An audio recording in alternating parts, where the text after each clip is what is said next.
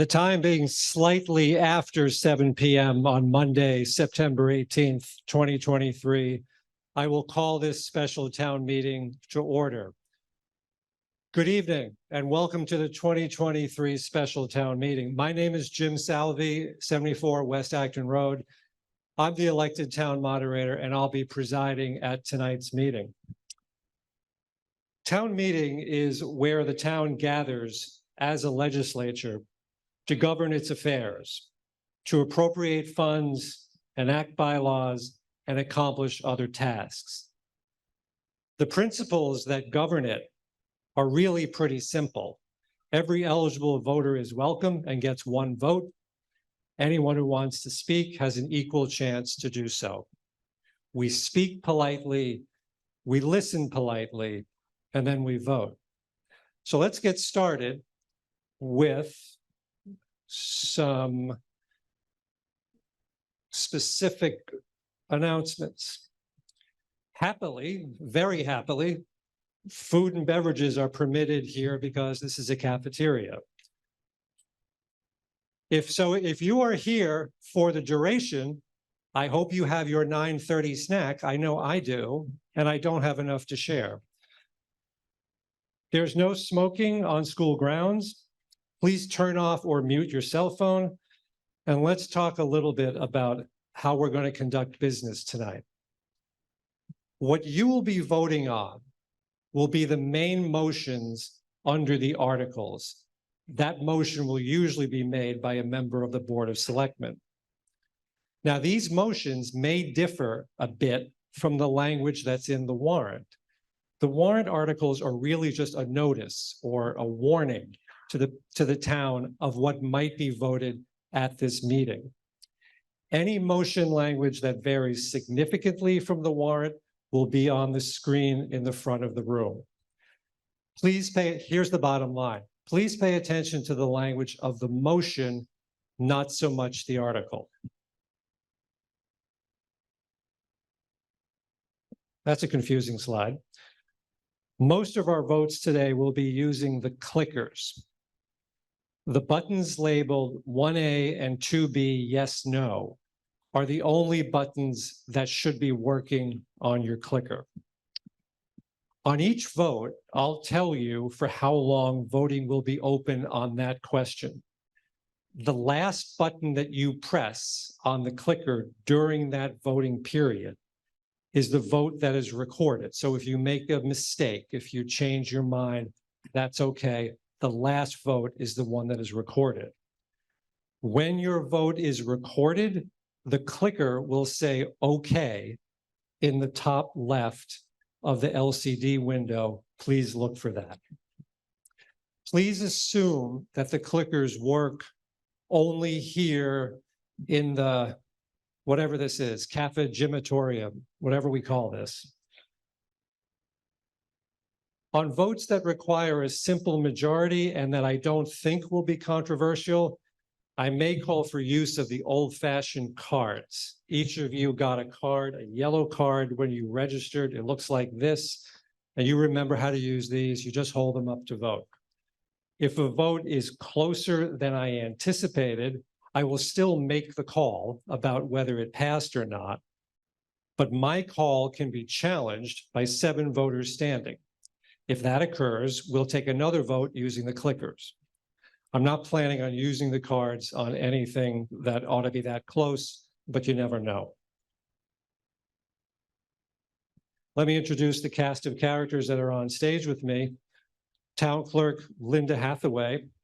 Assistant Town Clerk Deb Scythe is either in the audience or at the registration table. Town IT Director Ron Eld. Town Council Robin Stein right next to me. And we will need a deputy moderator if I need to take a break at any point. We elected a deputy at the annual town meeting in May, but the charter is a bit unclear as to how long her term is, so I'd like to repeat that process tonight. The charter says that the moderator nominates someone to serve as deputy, and I nominate Lisa Lavina of Gleasondale Road. Can I get a second on that nomination? Thank you. Town meeting gets to vote on that nomination, whether to ratify it or not. And let's use this as a chance to test our clickers among those of you who are registered and have them. All right, so take out your clickers.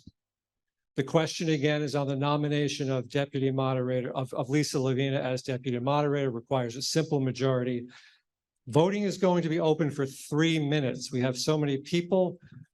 I could try to explain the technicalities of that, but I wouldn't know what I was talking about, and it would be Star Trek technobabble. If you want that, I can do it, but it'll be open for 3 minutes. Voting begins now.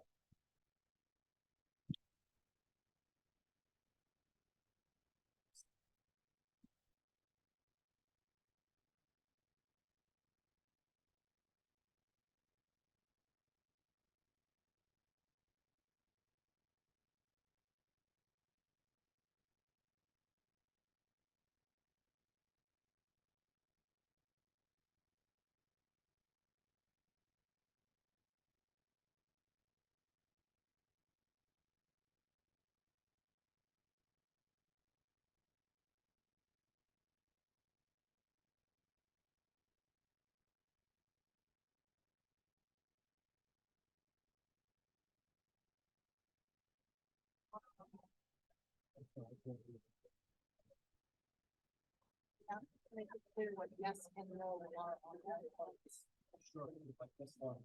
Yes, so I know, okay, Lisa Lavina, yes. That's pretty obvious. I'm gonna try to do that.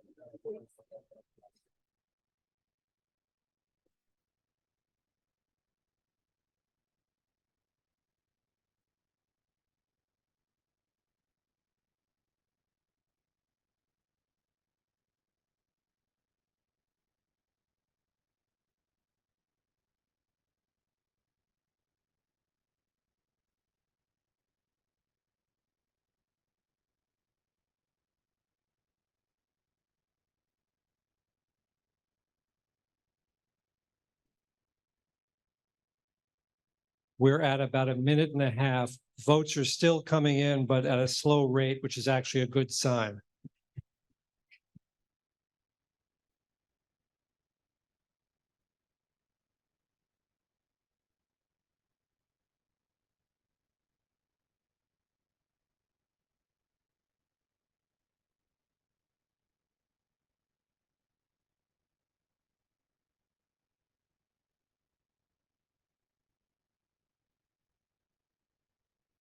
Less than 1 minute.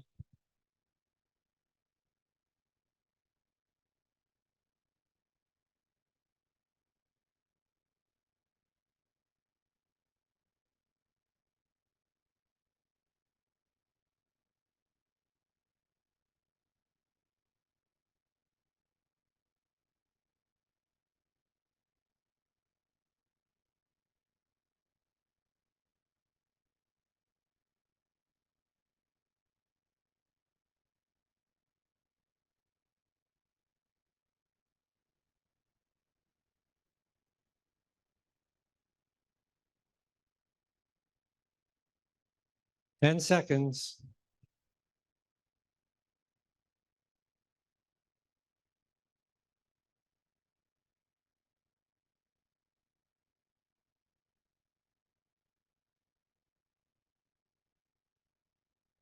And time is up. By a vote of 377 to 12, Lisa Lavina is ratified as Deputy Moderator. Thank you. And that also tallies with about the number of clickers we think we've issued at this point, which is a good sign.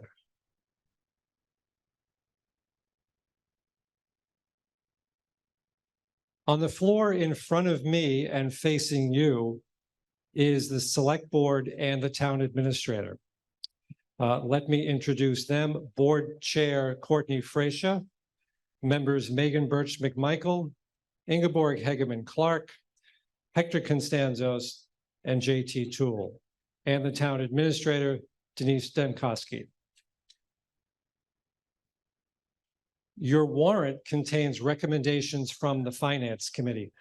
The Finance Committee is a committee established by the charter and appointed by me, not by the Select Board, not by the Town Administrator, to review all articles in the warrant and make recommendations to town meeting. They're seated in the audience. I would appreciate if they would raise their hands when I introduce them. Chair Brian Picciuto, Christopher Buck, Kevin Gross, Evgenia Petrova, and Dan Peterson. We will also be hearing from the Capital Planning Committee with recommendations on capital items. They also are seated in the audience. Chair Steve Jelinek, please raise your hand. David Arsenal, Ed DeLuca, Select Board Member JT Toole, and Associate Member Missy Reed. Persons who are not residents of Stow do not have a right to address town meeting, but they can if town meeting votes to allow it. On the slide in front of you are the names of several out-of-towners who we might want to hear from tonight. A few town employees, one school employee, one school contractor, and town council. Let's use this as a chance to make sure that we remember how to vote with the old-fashioned cards. I do enjoy pointing out that town meeting time refers to people from out of town as strangers. So I will make a motion to allow the strangers named on the slide to address us. Can I get a second? Motion's been made and seconded. The issue is whether to allow the strangers to address us requires a majority vote. We're using our cards. Please raise your cards in favor. Thank you. All against? Raise your cards. Thank you. And that passes. Now, let's talk more specifically about the rules that will govern our debate tonight. So our goal tonight is to hear from as many residents as possible while the debate lasts. That means not everyone can speak for as long as they want to. They can't interrupt each other, and it means that we need a set of ground rules. Town meeting is governed by a small procedural manual called Town Meeting Time. A copy is found in the library. It's also governed by traditions and by town bylaws. The moderators of Stow over time have developed a 14-page handbook that summarizes the most important rules in those sources. That handbook is available on the website, and there are 10 copies available somewhere from the tellers. If you want to consult the copy, please approach a teller and ask, but please give it back. Just about everything that I am about to say is contained in the handbook, or at least one of those sources. There will be no cheering, booing, or other verbal outbursts, except as I may direct to recognize accomplishments. Demonstrations like that can be very intimidating to speakers on both sides of an issue, so we just can't have it. I know that passions may be high on some issues. I know that we're in a gymnasium. It looks like a pep rally, but it isn't a pep rally. It's a business meeting, and we're doing some very serious business tonight, and we have to act accordingly. No one speaks unless recognized by the moderator, but to be recognized by the moderator is very easy. You go to the microphone and you wait your turn. I'm going to refer to avoid right-left issues. I'm going to refer to the microphone on your left, directly in front of me, as the front microphone. And I am going to refer to the microphone on your right over to the side as the side microphone. When you go to the microphone, you say your name, your address, and you direct all remarks to me, not to anyone else, by starting with Mr. Moderator. If you're a first-time speaker at town meeting and you're nervous about that, I've got a couple of pieces of advice for you. First of all, don't be. Nobody expects great oratory. Nobody expects great elocution, thankfully. All you have to do is say what's on your mind. Second, technically, you're not speaking to this big crowd. You're speaking to one person, me, and I very much want to hear what you have to say, so just say what's on your mind. We'll have a time limit of 2 minutes per question or comment. I'm going to repeat that because somebody's going to forget. We have a time limit of 2 minutes per question or comment. 2 minutes is a very long time, folks. The Gettysburg Address was about 2 minutes long. Please keep your remarks confined to whatever motion is pending at the moment, or you risk getting ruled out of order. Speakers can also have one 1-minute follow-up after they receive a response from a town official. Repeated questioning until you receive an answer that you think is responsive will not be allowed because we just don't have the time. If you get an answer to your question that you don't think is responsive, you can use your follow-up to indicate that or to ask your question a different way. Please put any amendments to motions that you intend to offer in writing on a form available from the town clerk. That allows me to make sure it's within the scope of the article, to review it with council if I have to, and to explain it to town meeting. Amendments must have specific language. They must say to delete certain language from the main motion or add certain language to the main motion. Merely saying, I think the article ought to say X is not an amendment and will be ruled out of order. Please give preference in line to those who have not yet spoken. I may ask you to defer. I want to say a word about points of order.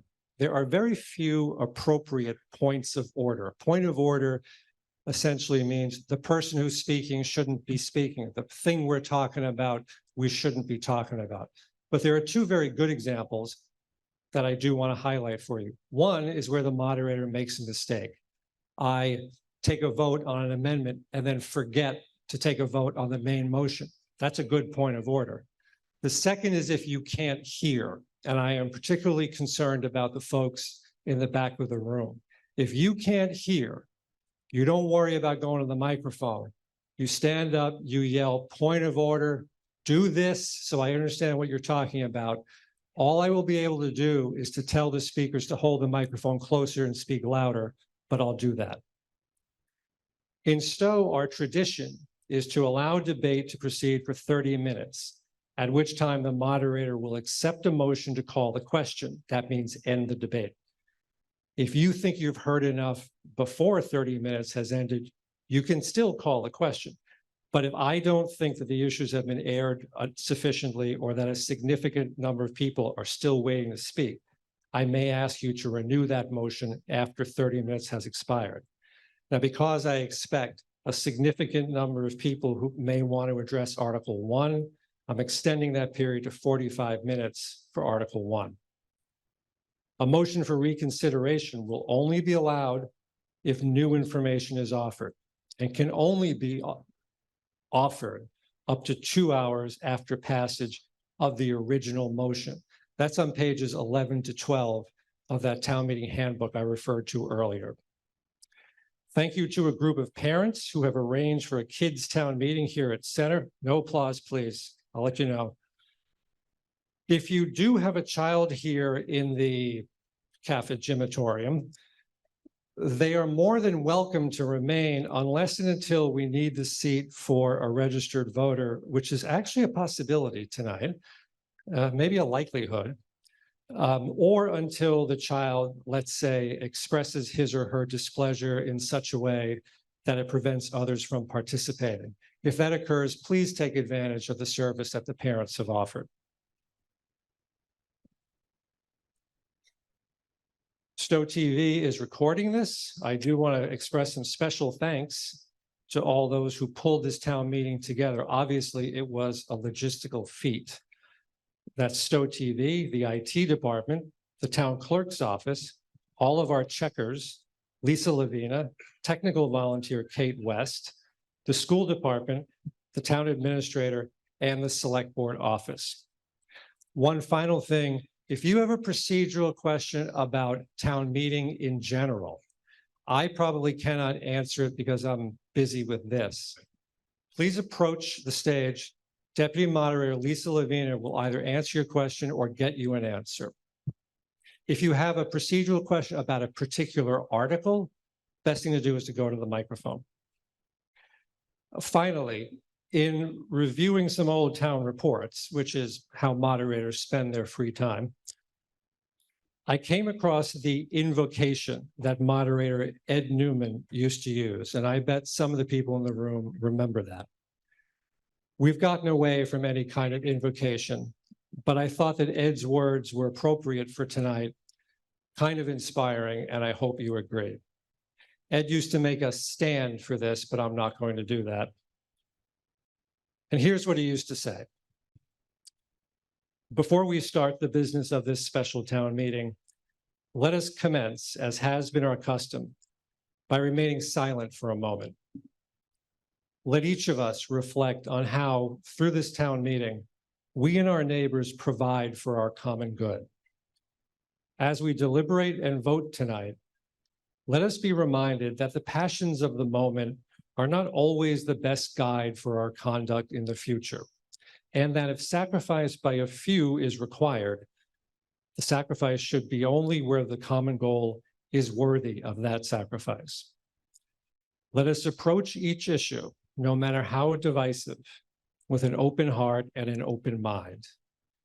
And above all, let each of us maintain a saving sense of humor so that the debates at this town meeting will not be a source of division among us when our business here is finished. And with that, Ms. Frecia, I believe we are ready for our first motion.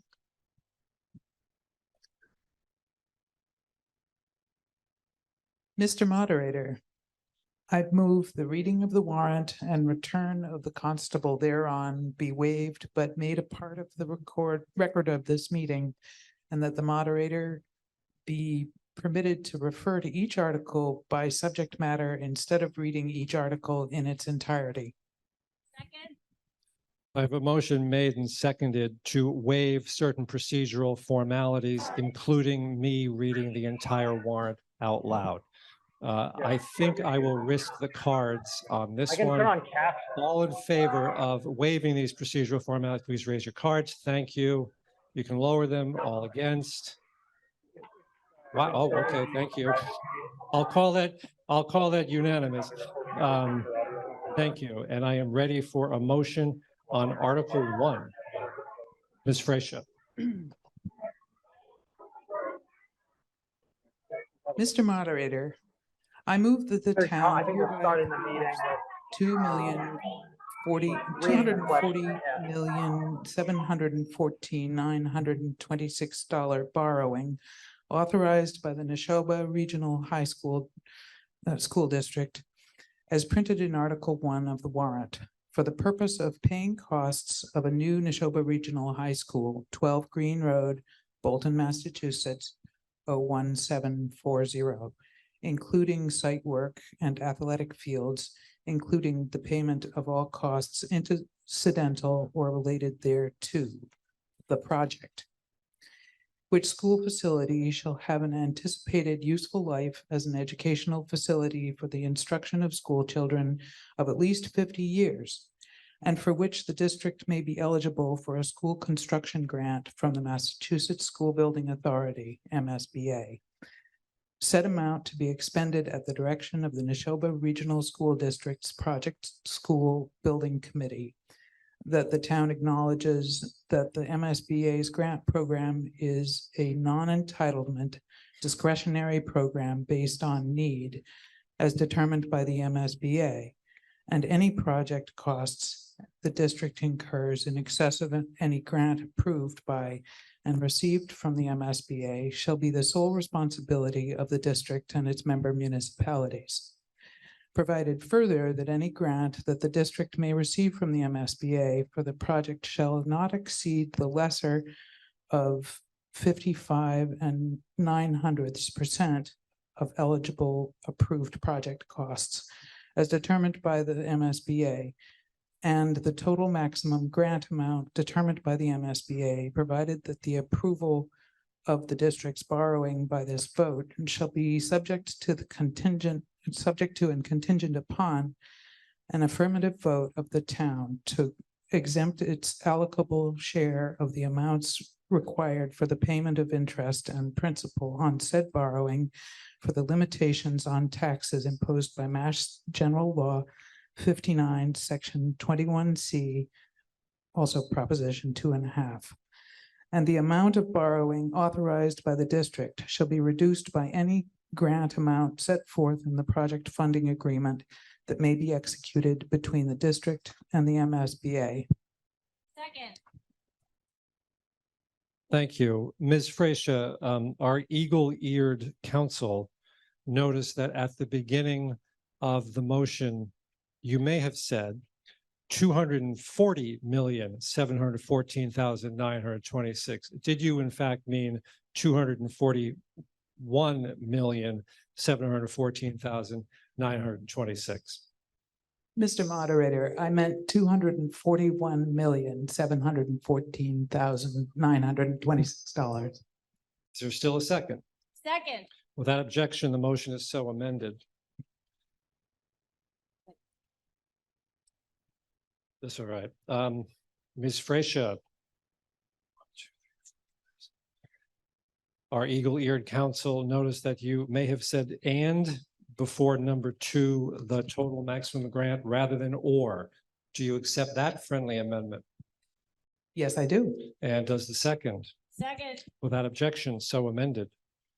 The Finance Committee recommendation on Article 1 is contained in your warrant, and the Capital Planning Committee has a recommendation to make now.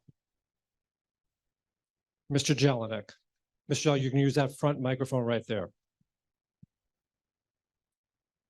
Thank you, Mr. Moderator. Mr. Moderator, Capital Planning Committee voted to recommend the town approve Article 1. Reflecting the very substantial estimated cost of the high school project and the impact that this cost would have on our taxpayers, the vote came after much debate and was not unanimous. Nonetheless, we recognize that the current school building is outdated, that it may no longer provide the high-quality educational experience our students that they deserve, and that it will need to be renovated or replaced in the near future. Because the building committee studies show that renovating the building would be more expensive than new construction, we are left with 2 considerations. How much new school to build and when to build it. The cost of the project is essentially proportional to the size of the school and the features included in its design. School size is driven by enrollment projections and Massachusetts requirements for both class size and classroom size, neither of which are things in our control.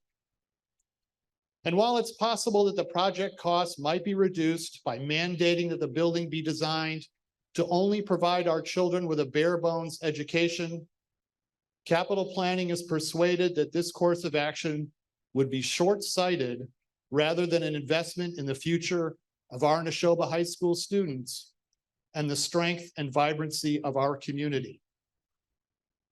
There will be discussion tonight about the big difference between what the project will cost and what the MSBA will reimburse. Having studied the project budget, capital planning understands that most of this discrepancy is the large gap between current construction costs and the MSBA's outdated construction cost reimbursement rate. Despite how much we would all like the state to cover more of the project cost, in capital planning's opinion, we can expect little change to this unfortunate discrepancy if the project were to be delayed. In summary, a majority of capital planning's members concluded that delaying the project by rejecting it now and sending it to the building committee back to the drawing board would be unlikely to lead to a significantly reduced project cost. Instead, because construction costs will only continue to rise, in our view, there is a real risk that if we follow that path, the cost to Stow's taxpayers to replace Neshoba High School will ultimately be higher than the current estimate. Accordingly, capital planning recommends approval of Article 1. Thank you, Mr. Jelinek. Thank you, Mr. Jelinek. We have a presentation by Ms. Viverito. And before we go any further, let me say 2 things. Number 1, while Ms. Viverito is giving a presentation, I'm sure people will start to line up for debate. I want to ask those who are generally in favor of the proposition of the motion to line up at what I am calling the front microphone, and those who are against to line up at the side microphone. If you are neutral or just asking a question, don't worry about it. And if you find you make a mistake, also don't worry about it. I want to thank the people who are still online and registering for being quiet and letting us continue our business. I want to point out to people that I am still looking at a decent number of seats down front in what I might call the orchestra section. So very good seats available at a discount price. Ms. Viverito, are you ready? Yes.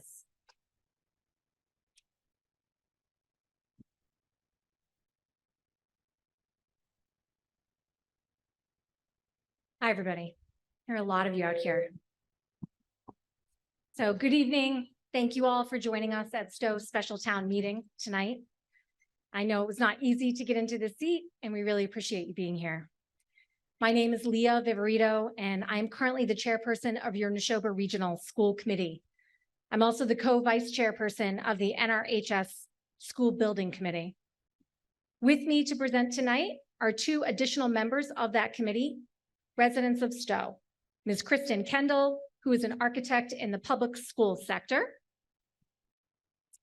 And I also have Chris Buck, who is a member of the Stow Finance Committee.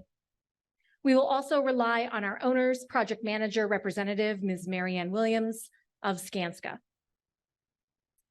The other voting members of our committees are also seated here in the front in support of Article 1. They are your neighbors, fellow parents, property owners, taxpayers here in Stow. Their work has been incredibly valuable, and I thank all of them for their time, energy, and dedication. Article 1 presents a once-in-a-generation opportunity to bring a new state-of-the-art high school to the Neshoba Regional School District. And we ask for your vote yes, thereby approving the school committee's unanimous decision to undertake this project. So let's take a look at what has brought us here, what is possible, and how we might bring a new Neshoba Regional High School to fruition through the following short video.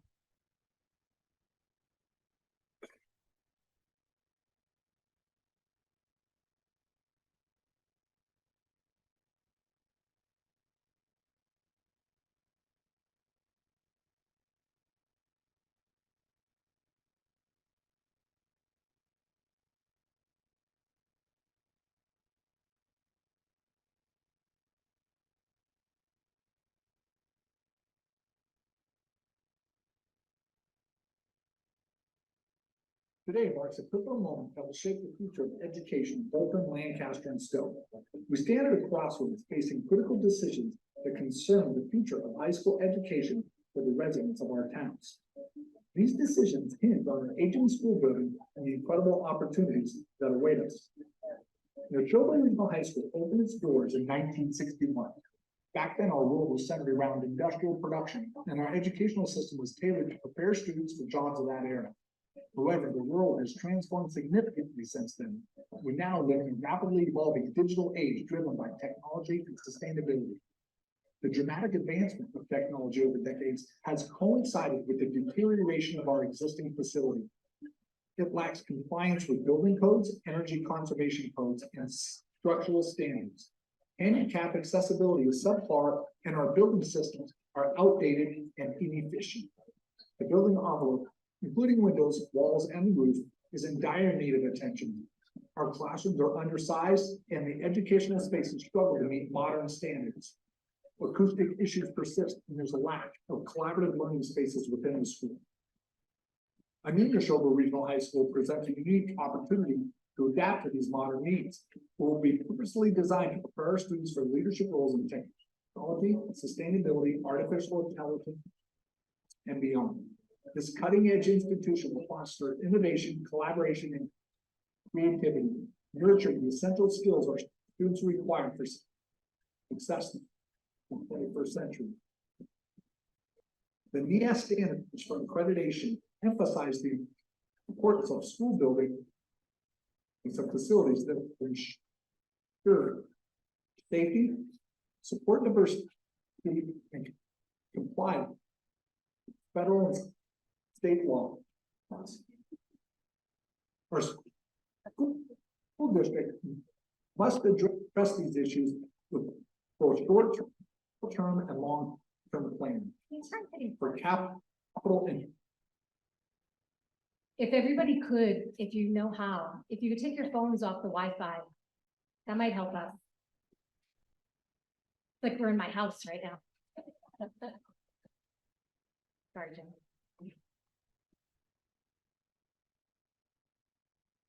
Maybe just back it up. 10 seconds. maintenance.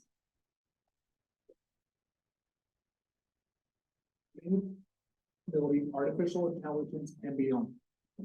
This cutting edge institution will foster innovation, collaboration, and creativity. Nurture the essential skills our students require for success. Everybody, put your phones on airplane mode.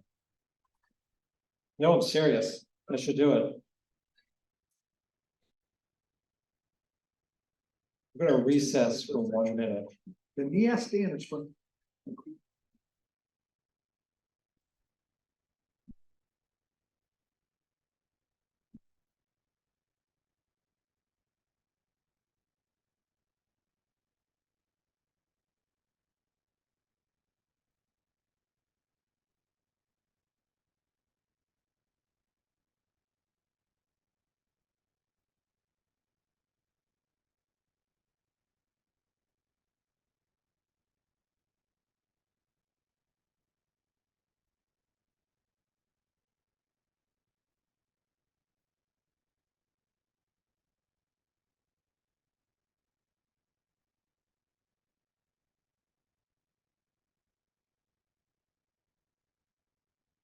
today marks a pivotal moment that will shift us was tailored to prepare students for the digital age. Deterioration of our existing facility. It lacks compliance with building codes, energy conservation codes, and structural standards. Handicap accessibility is subpar, Back in and our session. building systems are outdated and inefficient. The building envelope, including windows, walls, and roof, is in dire need of attention. Our classrooms are undersized, and the educational spaces struggle to meet modern standards. Acoustic issues persist, and there's a lack of collaborative learning spaces within the school. A new Neshoba Regional High School presents a unique opportunity to adapt to these modern needs. It will be purposely designed to prepare our students for leadership roles in technology, sustainability, artificial intelligence, and beyond. This cutting-edge institution will foster innovation, collaboration, and creativity, nurturing the essential skills our students require for success in the 21st century. The NES standards for accreditation emphasize the importance of school buildings and facilities that ensure safety, support diversity, and comply with federal and state laws. Our school district must address these issues with both short-term and long-term plans for capital and maintenance needs. Taking action now will ensure we meet accreditation standards in the future. In 2018, the Neshoba Regional School Committee voted to engage with the Massachusetts School Building Authority to address the issues with our aging building. Despite initial rejection, our determination led to acceptance into the feasibility consideration period. In 2020, our town supported a $1.5 million warrant for feasibility. Several options for addressing our school's issues were presented to the community during feasibility. The first option, a base repair, was considered, but it was determined that the MSBA would not participate in this option, leaving taxpayers responsible for the full estimated cost of $110 to $120 million to address all the building's issues. This option would only repair the current issues without any improvements to the existing building. The next option, renovation, was deemed impractical due to structural limitations. The steel and concrete structure wouldn't allow for necessary improvements that meet the education plan developed in feasibility. Additionally, the building is designed with concrete window casings and support beams, made correcting these issues unfeasible without demolishing and rebuilding the entire structure. A third option, addition renovation, was considered, but posed challenges. It would significantly impact the learning environment, requiring students to remain in the building during construction. Modular classrooms for short-term uses would be necessary, and the project timeline would extend to approximately 8 years, with an estimated cost of $202 to $212 million to taxpayers. The fourth and preferred option was the construction of an entirely new building, 5 variations explored. Community feedback in the school building committee's recommendation aligned with option 4D for new construction. This option was estimated to cost around $223 to $233 million, with a total taxpayer cost of $175 to $185 million.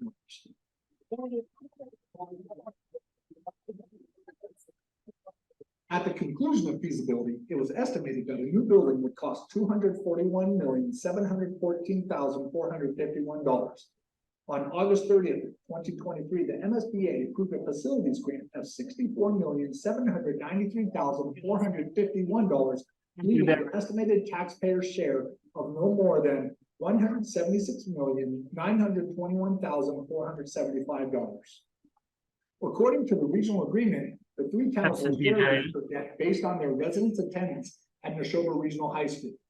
As of October Wait, 1st, no, now Oh, please turn it back. Wait, John. each town are as follows: Bolton, 31.87%, Lancaster, 32.97%, and Stow, 35.16%. We understand that cost considerations are of the utmost importance, and it is our responsibility to be transparent about the potential impact on our residents. Let's take a closer look at the median residential assessments in our town, as they play a crucial role in understanding how the potential cost of our projects translate into manageable figures for our residents. In Bolton, the median residential assessment stands at $700. Working on the audio part. $72. For Bolton residents. The audio? Oh, yeah. property assessment approximately $1,550 to So you $1,750. should be able per to year. choose this for the Turning audio. our attention to Lancaster, where the median residential assessment is $456,209. Residents here may anticipate an annual increase of approximately $1,150 to $1,350. Lastly, in the town of Stow, where the median residential assessment stands at $640,760, residents can expect an annual increase of $1,300 to $1,500 per year. These figures are meant to provide a clear picture of the potential impact on your household budgets. We acknowledge that decisions of this magnitude carry significant weight, but it's essential to keep in mind the long-term benefits that the new school will bring to our students and communities. In conclusion, I urge you to consider the tremendous value that this investment in education will bring to our towns. It's not merely about the numbers, it's about securing a brighter future for our children and the continued prosperity of our communities.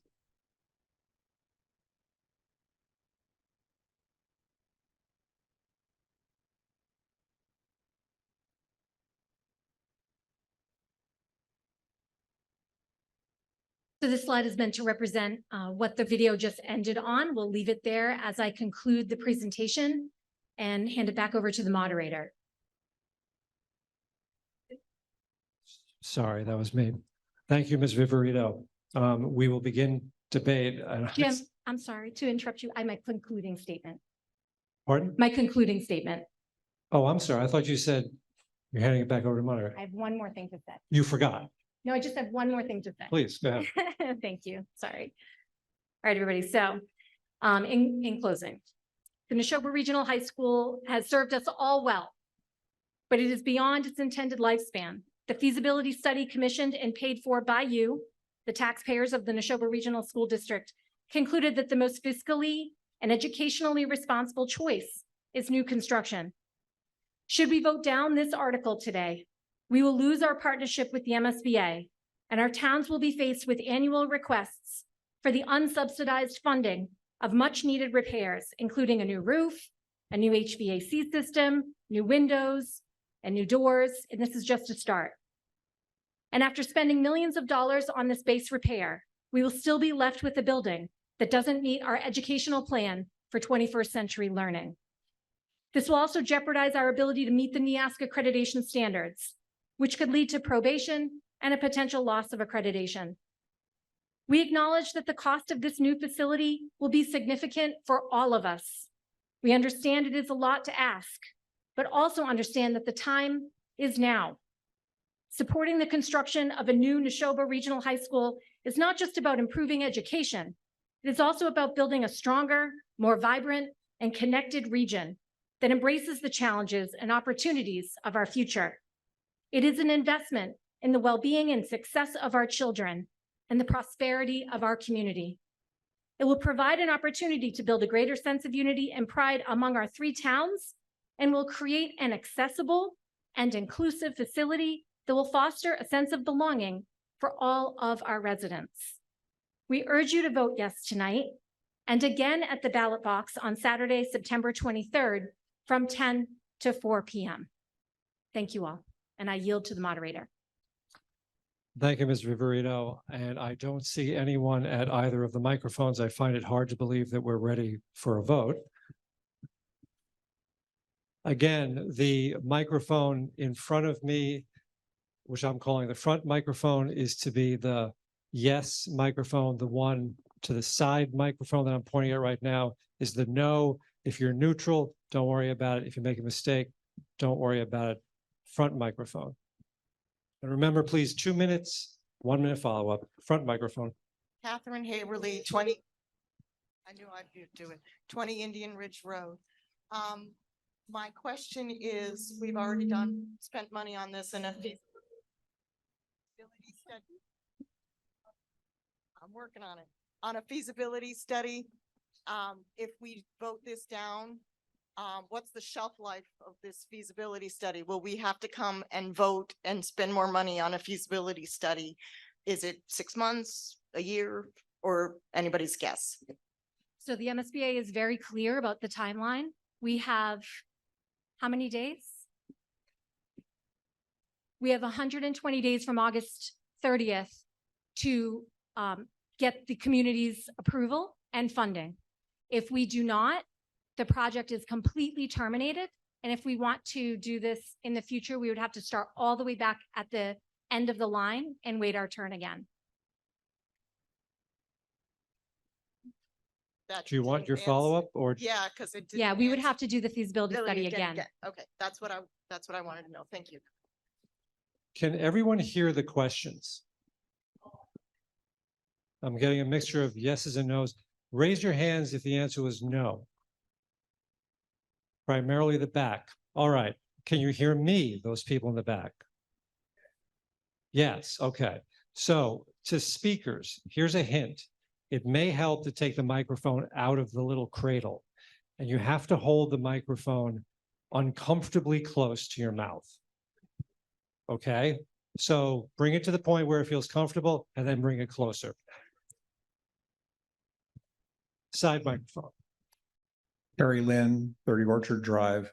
Mr. Moderator, I've got a question that perhaps you could clarify. If Stow passes the funding, but it's rejected by either of the other 2 towns, what happens to the project? I will let Ms. Viverito, possibly the town administrator, answer that. So our regional agreement requires that all capital projects are approved by all 3 towns. And all 3 towns are acting on this right now. Anything to add, Ms. Demkowski?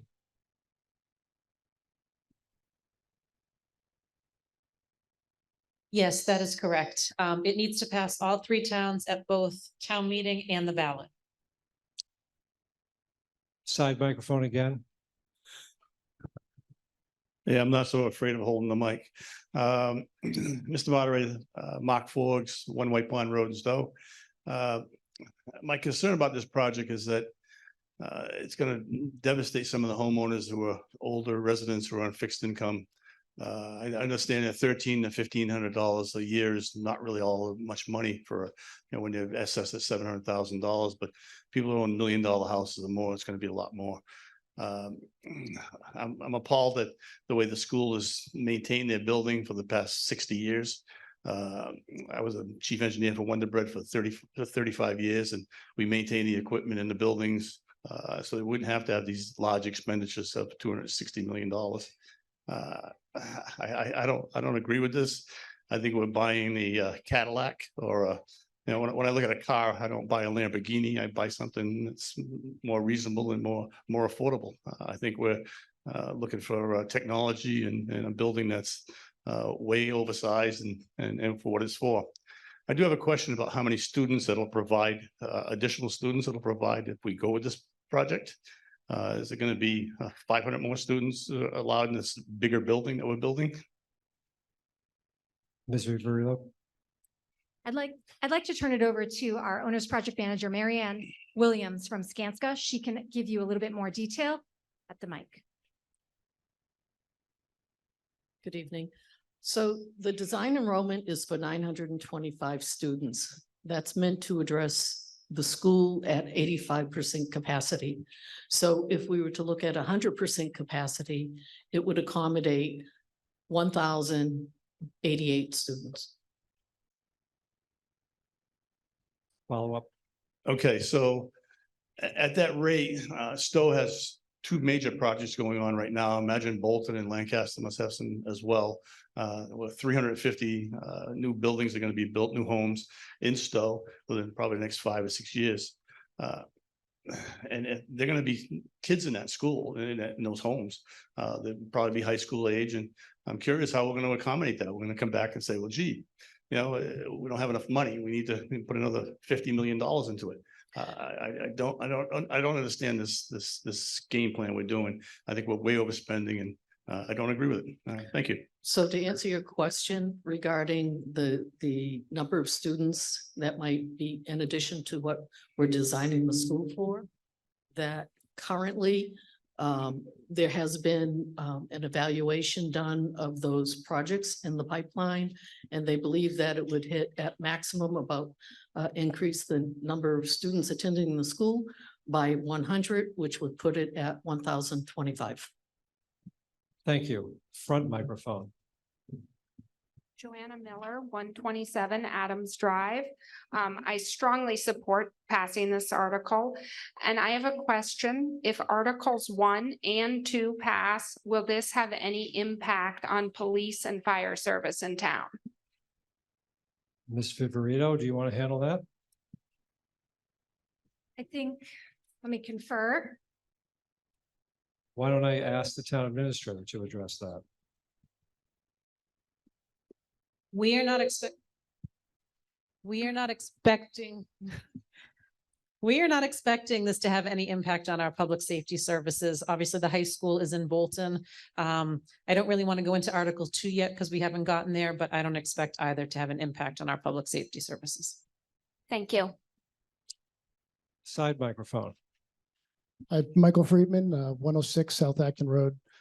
15 years ago, we found ourselves in a similar situation with Pompasiticate, and we were told very similar things, that center school wasn't an option, updating center school wasn't an option. We had to build a new school. And the town came together and we voted against it, and we built this beautiful school that was originally built in 1954, prior to the high school. And it's a beautiful school that's been, my kids went through here. It's wonderful. What is different now with the high school compared to the situation we were in 15 years ago? Ms. Viverito? So I think your question is, why are we not using the renovation model for the high school? Why aren't we just renovating the high school? Well, we were told the same thing, that it was going to cost too much money to renovate center school 15 years ago, but ultimately it wasn't. It was much cheaper than building a new school. So I have no understanding of what happened for center school. We don't have any evidence or data to support any of that. And so I won't respond to that. But what we would like to explain to you is why the renovation scheme, the addition renovation scheme, was not chosen by the school building committee. I'm going to hand it over to Kristen Kendall, who is an architect in the public school sector and has deep knowledge of this. Hi, so an addition renovation will cause multiple phases, which will extend the length of construction, that enabling and all of those phases add time, which adds time to price escalation. It is also extremely impactful on our students. They are then in a school that is under renovation. They're getting shuttled around. We would also risk the need of modulars, which are temporary. So we'd have to lease, that's millions of dollars to lease temporary space, and all of that to have a renovated building is just longer and more costly. I will give you a follow-up, sir. I think you were just clarifying your question before. Go ahead. Yes, thank you. So in response to that, when this happened here at Center School, this was with elementary school children who got through that process fine. My kids went through all that. The kids at the high school are much more mature. They're able to deal with, distractions and whatnot much better. So I find that argument, I guess I'd like to hear a little bit more, but I do think it's important to go back and learn some lessons from the past. We went through this once before where there was delay because we were singularly focused on the big expensive prize at the end when there was a much more cost-effective solution. Thank you very much. Thank you, sir. Front microphone. Jackie Spatero, 586 Great Road. Very much in favor of this as well. But I would like to know the cost analysis per student if we continue to kick this down the road, as it were, and renovate at maybe next town meeting or the town meeting after that. What is the impact on the children currently at the school? And perhaps you could talk about how we're bringing education into the 21st century in that as well. Thank you. So we don't have a cost analysis of how this we can't kind of quantify how this will affect kids if we don't pass the article. I will say that the educational program that we're trying to deliver for 21st century education, it's not really possible in the current building for a variety of reasons. The physical plant is actually deteriorating. The systems have been excellently maintained. And that's why we have bonus credit that was given to us by the MSBA, because the interior is holding up, but the exterior is not. The shell is in significant need. And the renovation would become very difficult just because of the construction systems. For example, the windows are built integral to the walls. And so in order to replace windows, we would have to manage the steel and the concrete of the actual walls. So that leads us to a scenario where renovating is probably not going to be super effective, and we can't necessarily provide the educational program that we want to in the current building. And so all of the technological pieces that modern facilities can offer, this building does not have. So for example, we were told by NEASC in 2015 that our chemistry labs are not suitable. And at this moment in time, only 2 of them can actually hold real labs. So for years, our kids and our teachers have been making do with that scenario. And so these are some of the impacts that have on kids. Another issue is that none of the handicap ramps or the accessibility ramps around the building are to code. We also have a cafeteria that is not acoustically sound. There are classrooms that are too small and therefore are too crowded with the kids who are in them. And so we would have to reduce our class sizes and create more classes. But that means we would need more classrooms, which we don't have. So we would be looking at more modulars. And so in the analysis that was done, an in-depth analysis of the existing conditions through the feasibility study, it was determined that although the price tag might seem high to us, that the renovation costs would actually be far more. And if we wait, construction costs are only going up. Before I go to the next speaker, I just want to note, we still have seats available, particularly down front. I see people standing. That may be by choice, but if it isn't, there are seats available and registration is pretty much ended. Side microphone. Debbie Woods, 453 Great Road, and I am speaking as an individual, not affiliation with any of the boards. I watched the replay of the select board meeting from last week, and as I was watching it, one of my daughters, who is a graduate of Neshoba, was also listening to it. And in particular, at the point when they were commenting about the inner classrooms, how cell-like they were, the cell, the cinder blocks, it was like a prison cell. She very quickly looked at me and she said, "I turned out okay." Both of my daughters, who are graduates of Neshoba Regional High School, turned out just perfectly fine. With luck, I will have 2 grandchildren going through the Neshoba High School. So I am not just here as a 2 and done. I'm a 2 and done, but I got 2 more coming. But I don't support this program. What I came to the conclusion was, or my takeaway from listening to the select board meeting was, buildings are important. but they're not the most important thing. It's the teachers and the staff within that building.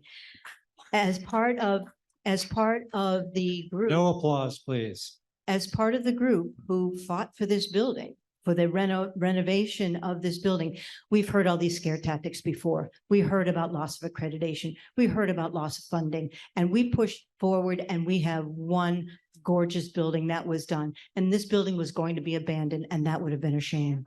So we did result in a very, very good solution, a cost-effective solution. We got funding, we didn't lose accreditation, and our kids are doing just fine. Thank you.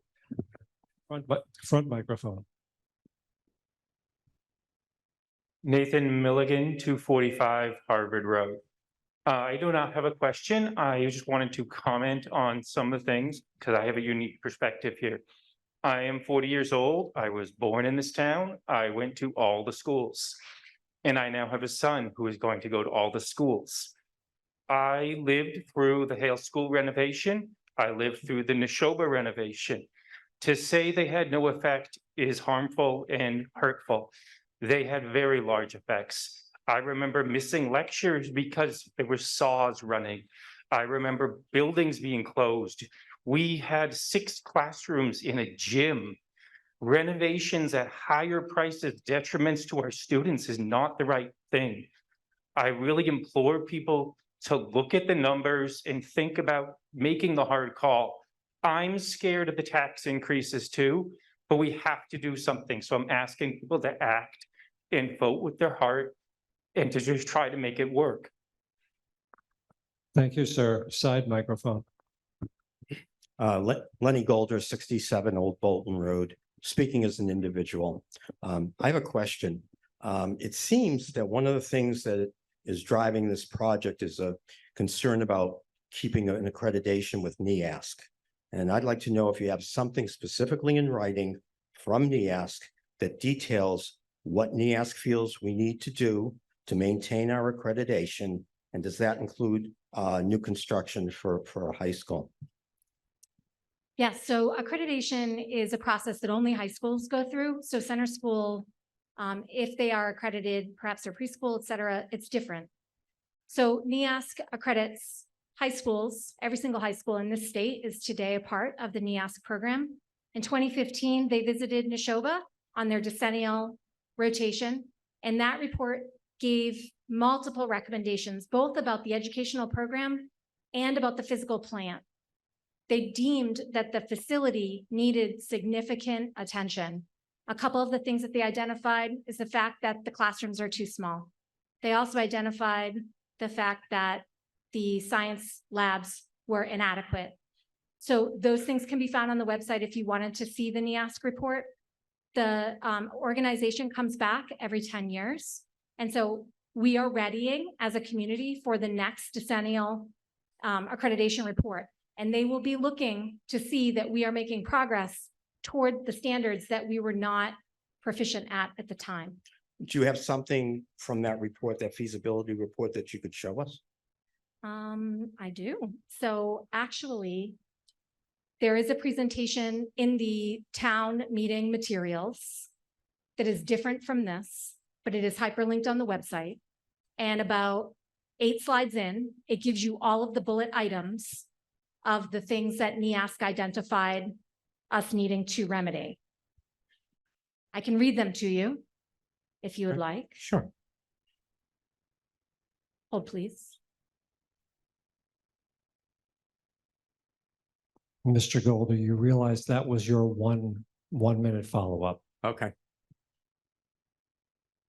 Are you going to read the specific? Mr. Golder. Yeah. She'll get to it. Okay. I can. Okay. In 2015, the New England Association of Schools and Colleges completed their decennial report and noted several features about the physical plant of the high school. The facility is inadequate and is adequate and sufficiently maintained in order to support the delivery of school programs and services. However, it requires updating in order to meet the needs of the 21st century curriculum. The school does not have enough science labs to safely provide the effective delivery of science curriculum and instruction, nor are the science labs up to the 21st century classroom. The MSBA designated NRHS science labs as deficient in 2013, eligible for inclusion in the Science Lab Initiative, but the communities voted it down in an effort to perhaps do a more comprehensive solution for the high school. The lack of the needed science labs has reduced the number of science courses offered with an accompanying additional lab period. The school also needs to ensure privacy for students using the health services. And yeah, so the report is on the website. It's also in this presentation, which is linked to the town meeting materials. Thank you, Ms. Viverito. Front microphone. Hi, my name is Allison Lepre. I'm from 4 Foxglove Lane. My question also has to do with the accreditation issue. I was wondering if you could give some insight into what the repercussions are if we lose accreditation for the high school. And if you can kind of just give some insight into areas, you know, like what opportunities would be lost for our kids coming out of high school, our ability to attract, you know, top staff and teachers for the school, what type of impact it would have on our property values and ability to attract new families to the town. So accreditation is a process that is used to keep public high schools honest and making sure that they reach for the standards that are appropriate for 21st century learning. So in 2013, several high-profile districts decided that they were going to start challenging the ask and demanded that they upgrade their standards, make it less onerous and more relevant. Cities like Burlington and Westboro started to protest. So NEASC did a full-blown review of their standards and updated them in 2020. And so those are the standards that we are now put to, and it is a much more relevant process.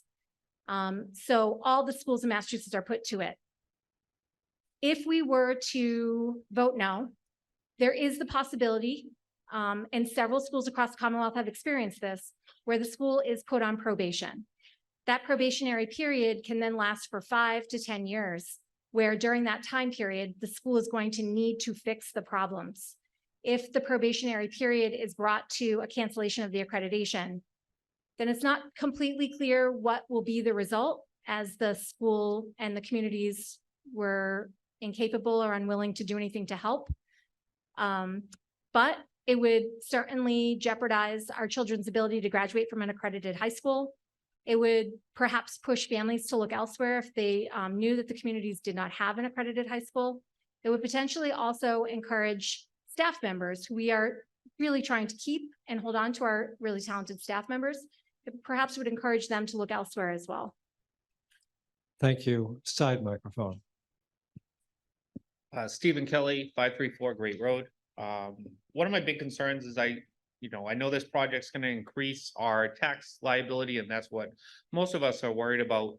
I'm looking more toward the future. This is going to be a long-term payback. Do we have any insight on what future programs are coming up? Because I know we're all going to be sitting in this situation again. I know we are going to vote later on, the library. But do we have anything else in the pipeline that are being discussed or that we see in the future over the next, how many years of this payback where we're looking at, again, more tax increases? I know this town doesn't seem to like to bring in commercial money. So I'm trying to figure out what else I have in store for my taxes. I think that question is probably for Ms. Demkowski or Mr. Jelinek.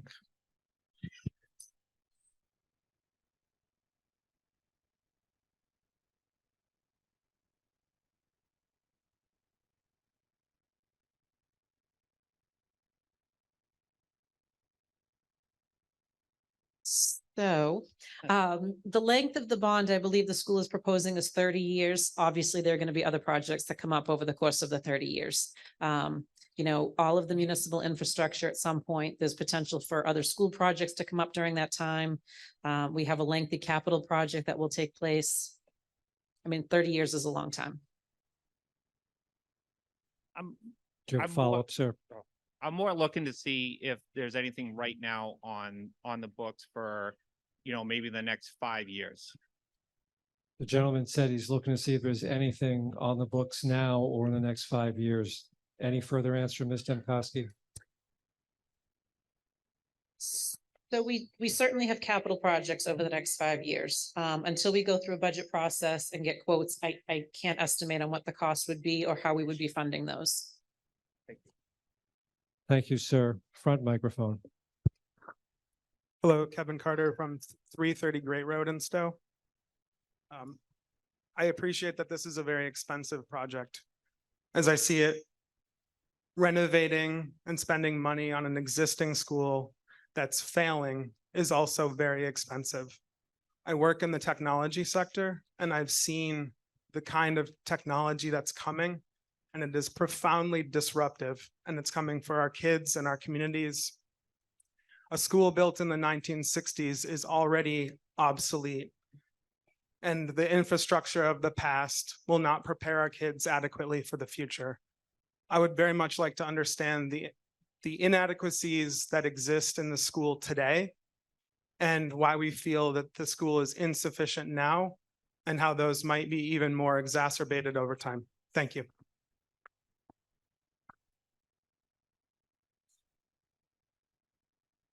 So the presentation that we shared with you all earlier tried to highlight some of the deficiencies of the physical plant. So probably one of the biggest inhibitors to renovation is the steel construction of the building, because it fixes the size of the different classrooms. We also have a very inefficient building right now in that it has very long hallways that are not considered usable space. And so the building that we're proposing is incredibly efficient. It's stacked, and far more square footage is actually going to be considered usable space by the children. Any other things that you want to add, Kristen? Sure. Some of the way that the walls and ceilings are constructed in the existing school have a certain density to them, which makes any type of Wi-Fi or adding technology, you have to have exposed wires in different cabling techniques, and getting that type of Wi-Fi and spread of technology more difficult, more visible, and less secure and less flexible for that continuous technology growth that happens. It won't be able to be as flexible and evolve as a new building will be able to. Thank you. Thank you. I want to ask the presenters, try to be as least repetitive as possible. If you think you answered something before, just refer to that. I'm trying to get to as many speakers as I possibly can. Okay. That came from the front side microphone. Joe Baldwin, 17 Militia Circle. I've voted many times in this town for school renovations, even new construction. And I am in favor of spending money to provide for our children. I think that's incredibly important. But what I do wonder is, what I understand is that the driving factor here is change in technology, change in needs. And here we are building or proposing spending money for a 50-year building. And we have a rapidly accelerating pace of change. So how is it that 20 years ago, we put money into the high school and we haven't even paid off that bond, and we're now having to change again? That we think we can propose a plan that will meet the needs for 50 years. So I really do want to understand how this proposed expenditure is smarter and can anticipate the changes we don't even see, knowing that these changes are coming, we just don't know what they are. So I think that the last time that we renovated the high school, it was an incredibly limited renovation. There was a facade change, there was an auditorium addition, there was some fixing of the science labs, from what I can remember. It didn't actually try to fix the problem. It was really just a Band-Aid solution, which apparently at the time made sense, because that's what was proposed, that's what was voted upon. That's why this solution is not seeking to continue to Band-Aid the problem. We're looking to create a facility that is indeed built for the next 50 years. And we have a stellar team on board of architects, designers, owner's project manager, Skanska, who has built many of the high schools in this area. And the facilities are truly exceptional. I will say, on a personal note, as somebody who teaches in Hudson High School, which was built 23 years ago, it is still state of the art. And the technology that we use today can actually be retrofitted into that building a heck of a lot easier than it could be into a 1961 building. No follow-up. And front microphone. Abby Morgan, 20 Railroad Ave. I am a recent addition to the staff here at Center School, and the kind of technology that we're using in a kindergarten class is something that I never experienced as a kindergartner. And I'm seeing that that technology is already happening. And it's being pushed by state and national standards of education.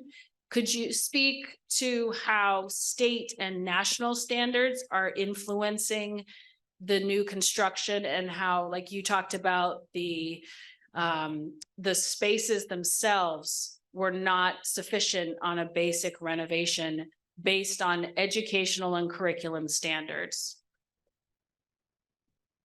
So a lot of what they're not meeting for current standards are the size of the classrooms for just the amount of space needed. We're below even the minimum standard for an MSBA classroom. Not all of our classrooms have windows. It is a basic understanding that all classrooms have windows. They don't have sufficient power outlets. That's, just basic requirements for classrooms these days in order to meet the educational standards that we need. New technology that just makes it, wireless access points, voiceless systems, so that a teacher speaking in the front of the room or around the room, all the students can hear, create ability for equity and flexibility that, as we stated previously, are just difficult to near impossible to fit into a 1961 building. Would you say that a lot of those things are new in the past, 5-10 years, maybe very different than what many of us in this room experienced, whether we grew up in Stow or not? To a degree, they're new or newer, constantly evolving. You might not have experienced them in your classrooms, but they are constantly changing, and the level of degree of which they are represented in an elementary classroom versus a high school classroom are very different. Thank you. Thank you, ma'am. Side microphone. Hi, my name is Lisa Nielsen, 68 Circuit Drive in Stow. And I wanted to find out, how much does this really cost us as a homeowner over the cost of the 30 years? Because we talk about it annually, but I want to know, what's the bottom line? Also, how is this going to help us to retain teachers? And we have no money after to pay them. I would rather see us spend our money on the teaching staff and get fantastic teachers like Mrs. Mayotte and some of the other people. My son went to Pompo, he went to Center, he went to Hale, he went to St. John's, and he came to the high school. I was so disappointed by the education he got in the high school compared to what St. John's has. And it's not that St. John's building was any better than what we have. It's just that the quality of the teachers were so much better, and they're able to pay more for their teachers than we do. And what's going to be left at the end of the day when we're spending all our money on a building that we really don't need, and not spend it on our teachers? Because our teachers are the heart of our schools and not the buildings. So as a teacher, I completely agree. But that was a compound question. I'm going to ask the town administrator to address the part about how much it will cost us total over 30 years. Ms. Viverito, you can address the part about how will this help us retain staff or not? So there are a number of factors that will impact that. The annual enrollment is how our debt service is calculated on the school, and the assessed value of your home is going to impact that. If you use basic math with approximately $1,500 a year, you're looking at $45,000 over the course of the 30 years. Ms. Viverito. So the teachers are the lifeblood of the school. I'm really happy to report that the retention rate of Neshoba teachers is exceptional. They're happy here. They do a great job, but they need to be given the resources to provide top-notch education for the kids. And frankly, you can't just ride on teachers to provide everything that the kids need these days. We need to give them the facility. And I would say that comparing a public school, the experience of a public school to the experience of a private school is a little tough, because the experience at a school where kids are choicing in and you're paying for it is just very different. So Neshoba High School is not St. John's. It never will be. But what we plan to do here is create and introduce an educational program that is embedded in this new building.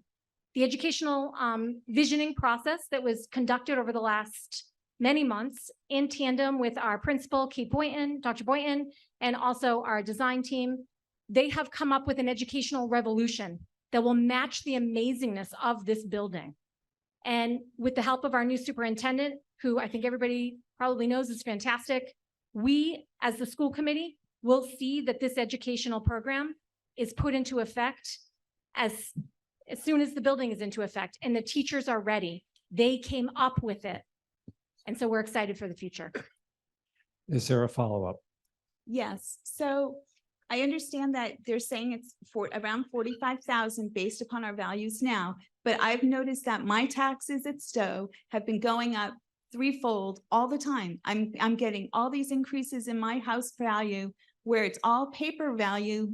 As far as I'm concerned, I'm not selling my house at this point, but my house value keeps climbing. We had a house in our neighborhood sell for almost $1 million. I'm afraid, you know, when you come by and do our next assessed value that we're getting more taxes. So then this 1,500 is going to keep escalating. So we're going to be closer to how is our tax rate going to keep going up to, you know, how do you see our taxes going up over the next 30 years? So we happen to have a member of the FinCom here who can perhaps address that.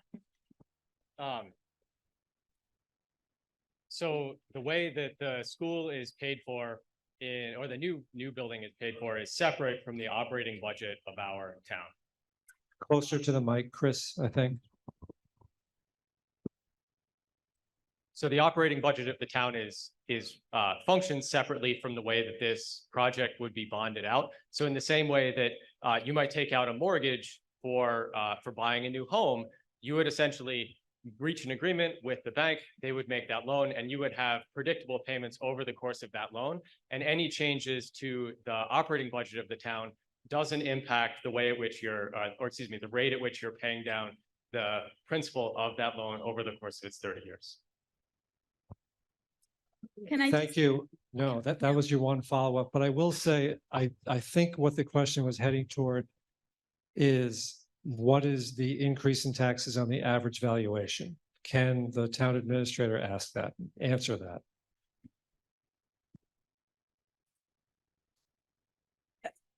Again, it varies on a number of factors. So it depends on the student enrollment that year. It depends on your assessed value. The estimates are between $1,300 and $1,600 per year. And that would be over the course of the bond. Thank you. Front microphone. That's you. Hey guys, Philip Lyle, live on 469 Taylor Road. I think I share the most unique experience out of anyone that might be in this line. I was a graduate of class of 2022. I went to Pompey-Syndicate. I went to Center. I went to Hale, and I graduated, like I said, Neshoba. What I'm trying to say is we've done this before, right? Like everyone, take a look around. Look at this building. This is a 21st century building, right? And then if you remember in Pompo, that place was so small, you couldn't get around. It was covered in it was like moldy and gross, man. I'm being serious. And then you go to Neshoba, right? It's leaking from the ceilings, okay? The bathrooms are closed. And while, yes, teachers are the most important thing about any school district, and some of the teachers I had in high school were some of the bestest friends I've ever had. Half of them were like, dude, this school is like filthy. It's like not suitable. And so I'm trying to represent the people who need to know that this school is just not suitable anymore. And the way it needs to be rebuilt and redone is to help foster a new generation of educators. I am a graduated student, so this no longer applies to me. So you're thinking, why am I here? Why am I saying this? My major is education, and I want to be a future educator.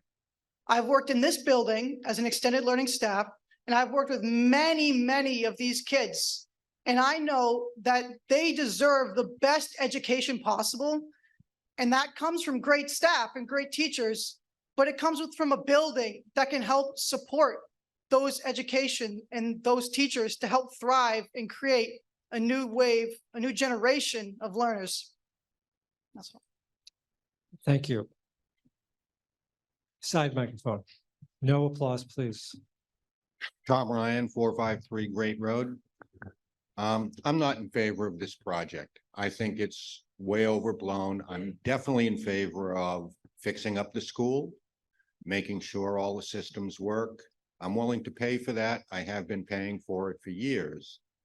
But part of this project is going to be ripping out things that I expect we're probably still paying for, like the fields, to replace them with new fields.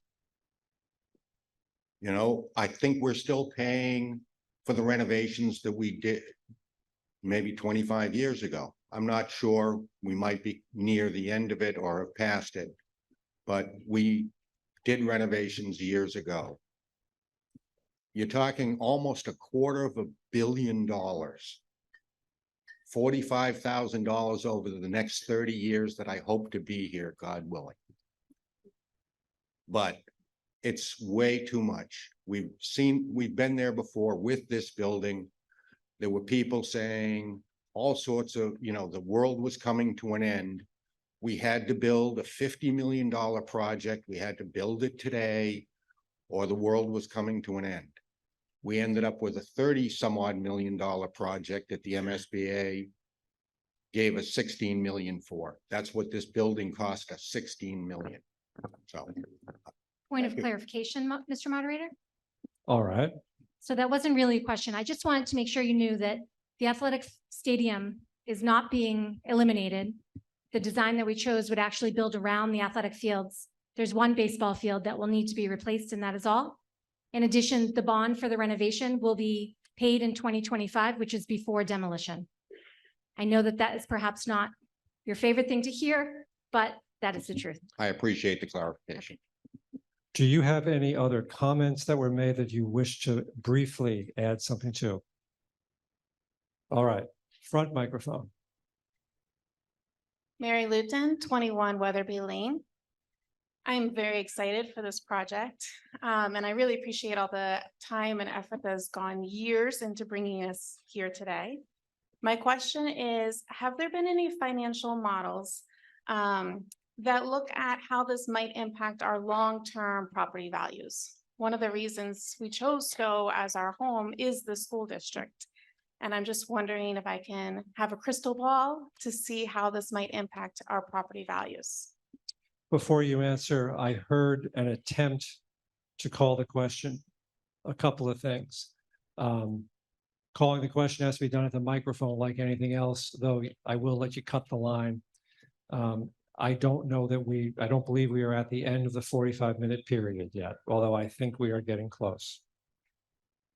We have 3 minutes to go. The answer. Mr. Buck can help us here. So unfortunately, I can't find the printout in my stack of papers today. There was a recent study by a group of economists based out of Boston that found that for every $1 invested in the state in a local school system, it typically resulted in an increase of $20 to the local home values in that area. So the MSBA puts in $1. In our case, they would put in many millions of dollars, and that would return $20 per $1 in aggregate home value. So a 20-to-1 return. Thank you. Side microphone. This is Alex Rodzovich from 36 Treaty Elm Lane. Mr. Moderator, I've got a couple of points, if I may. One of them is that we're talking about the $241 million construction project here. I've never in my life seen a construction project that remains on budget, and I wonder what we might expect to be the actual cost at the end of this project, because I'm quite sure that it will be significantly more than 241 million. And my second point, if I may, is the angst that most of us feel is that the burden of this is coming onto us as residential taxpayers. The issue with Stow is that we have, as someone else mentioned a little earlier, we have a very, very small commercial tax base. And so would not one of the good things to do here be to focus upon increasing the commercial tax base in order to relieve the residents and wait until we have a stronger commercial tax base in order to support this? So the first part of that was a question, I think, and I think it was, what is the total cost, principal and interest at the end of the 30-year period? Is that a fair characterization, what you asked? Well, I'm wanting to try to factor in cost overruns. All right, Ms. Viverito, could you answer that? The rest of the comment was a comment, I believe. So Kristen can answer that. So the bond for the $241+ million is the maximum this project would cost. That includes escalation, that includes different forms of contingencies. That is what we're voting on. There is a lot of safety measures built into that estimation so that the project will not exceed that budget. Should the small chances this project exceeds that, it would need to come back to a vote for any additional money to go back to the project. But there has been a hard concentrated effort to not exceed that, and a construction manager will be brought on and they will develop a GMP, a guaranteed maximum price set. So that will lock in the rate and it cannot exceed that. Does the gentleman have a follow-up? Well, yes, it's just that I've seen this, I've been involved in construction projects and they never state a budget. We're not even going to start this building for many years, by which time the world is going to be a lot different economically. So, Thank you, sir. I will go to the front microphone, but first I want to say the old-fashioned alarm you heard is the indication that from this point forward, I will accept a motion to call the question. Again, anyone who wants to do that, go to the microphone. You can cut the line, but I am going to go to the front microphone first because I called on her. Front microphone. Hello, Mr. Moderator. Caitlin Smith, 108 Kirkland Drive. There's been a lot of discussion about how this is going to impact taxes if it passes. I'm curious, what are the potential tax implications if we do not approve this project, since there's clearly renovation that needs to happen to the project or to the existing building? So part of the feasibility study was to investigate a base repair option, which is estimated to be anywhere from $110 to $120 million. So just to bring the building up to code. The next option was the addition renovation, and that one was far more expensive than new construction, which is why we've landed here. And I will say that if we do nothing, we will perhaps see children continue to choice out of the district to places like St. John's and elsewhere, which then reduces, or rather forces us to pay tuitions elsewhere and reduces state aid, thereby requiring taxpayers to pay more for the children who remain. Thank you. Side microphone. Hi, I'm Diana Lee Rivera Morales, 247 West Acton Road. I would like to call to end the debate. A motion has been made, and do I have a second? Second. A motion has been made to call the question. This requires a 2/3 majority. It is non-debatable. We will go now to a vote on calling the question, which means whether to end debate. So just to be clear, the vote that we are about to take is not on question 1. It is not on the school project. What you are about to vote on is whether to end the debate and then go to another vote on question 1. So if you've heard enough and you want to vote on the school project, you vote yes on this upcoming vote. If you haven't heard enough, if you want to hear what your fellow residents have to say, you vote no, and we continue debating. I hope that is clear. Again, if this is to call the question, it requires a 2/3 vote. We're going to use the clickers, and when I get the indication that we are ready, we're good. We are going to open, voting will be open for, I want to give it 5 minutes, starting now.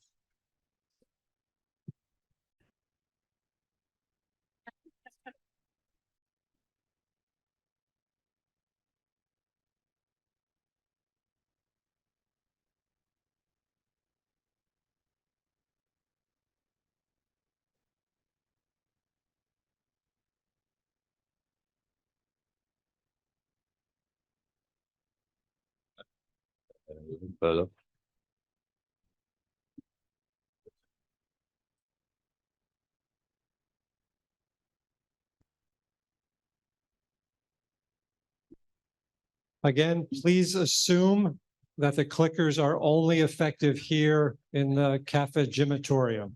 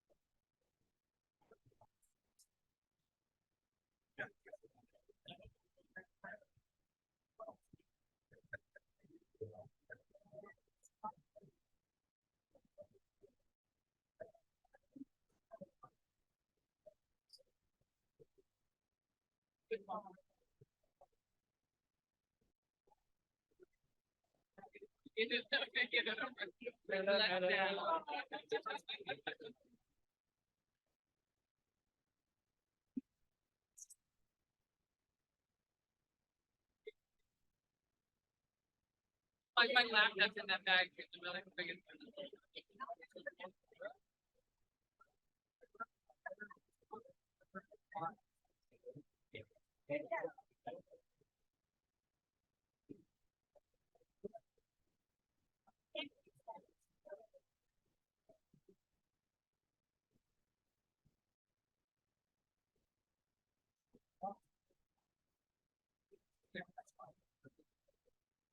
Yeah, that'd be good.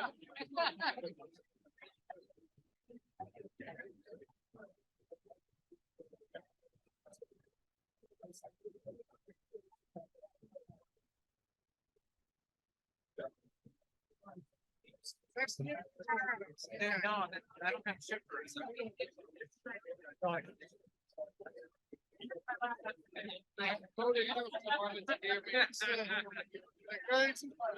Wanted to ask if they could, oh, you weren't here. That I they could bring, you know. Folks, the votes are slowing to a trickle. I'm going to give it one more minute. If you have not voted, now is the time. One more minute. So I was just gonna ask if we could talk to the Wonder Bread Company and see if they could give us some advice on how to maintain buildings.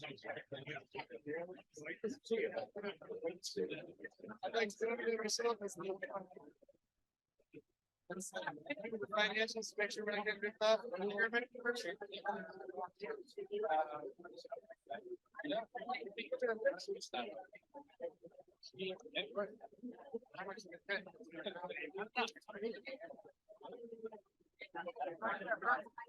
Yeah.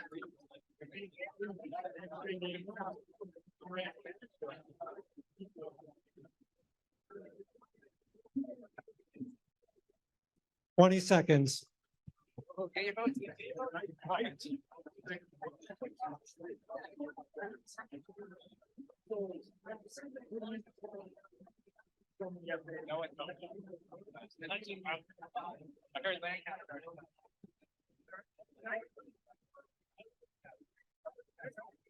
And voting is closed.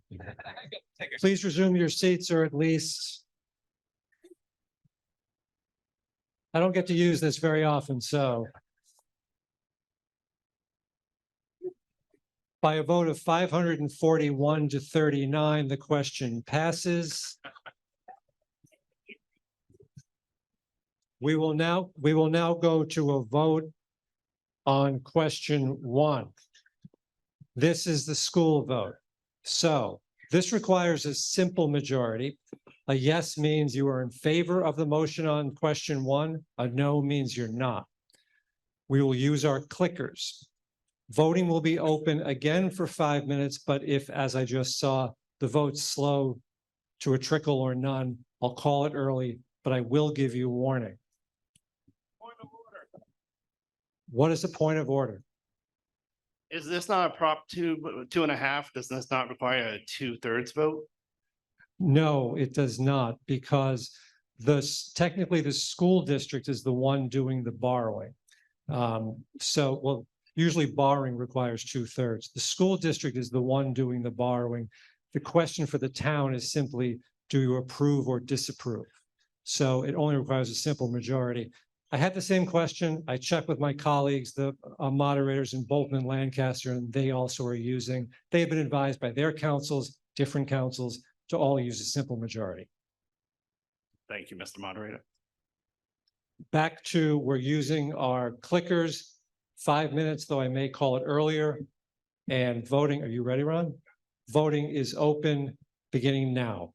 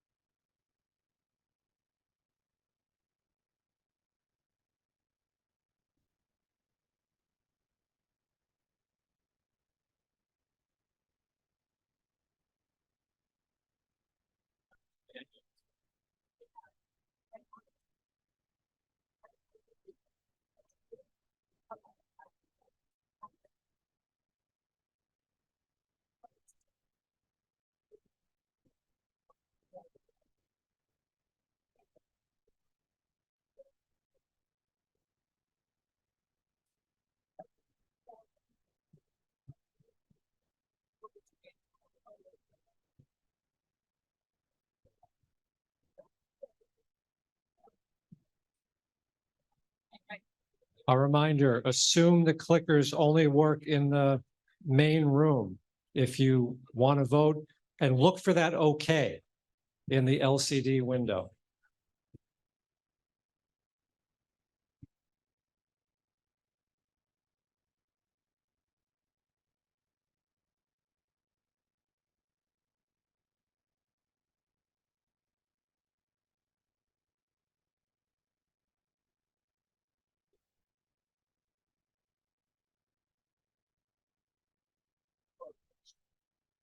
If you are not getting the OK, everyone, if you could listen, if you're not getting the OK on your clicker, we do have some time. You can go and swap it out with one of the tellers, with one of the registrars.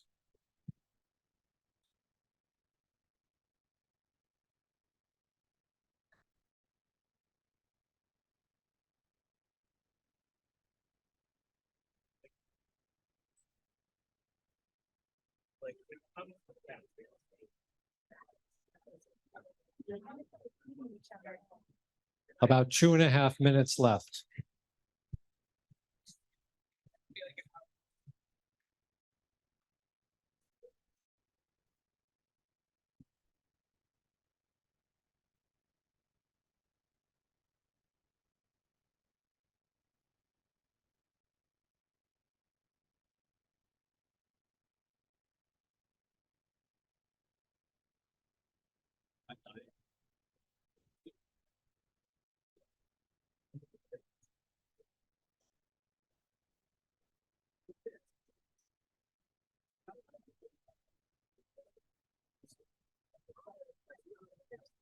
Let me be clear, if you're trying to vote from over here and you're not getting an OK, my understanding is that the antennas for the system are pointing inward. So that's a bad place to be. If you have to, just walk in here, vote, and go back if that's what you want to do. But just look for that OK. And again, if you're not getting the OK, you can swap out your clicker. And we have about 1.5 minutes.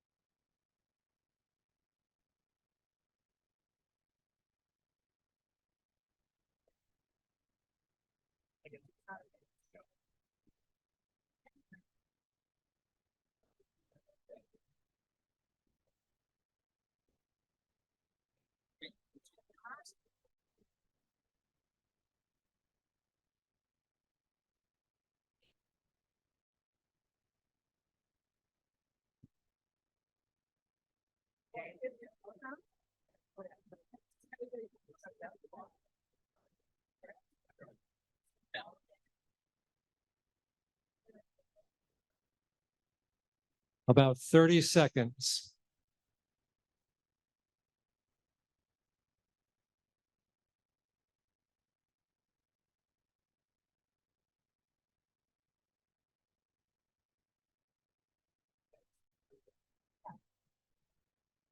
Voting closes in 15 seconds.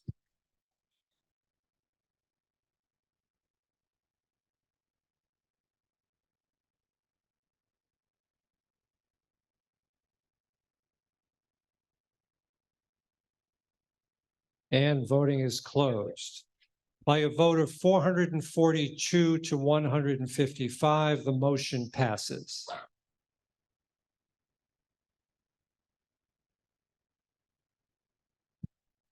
Thank you. We've got other business to do. Ms. Viverito, did you? And I am about to declare a 5-minute recess. Mr. Moderator, I would like to make a motion to reconsider.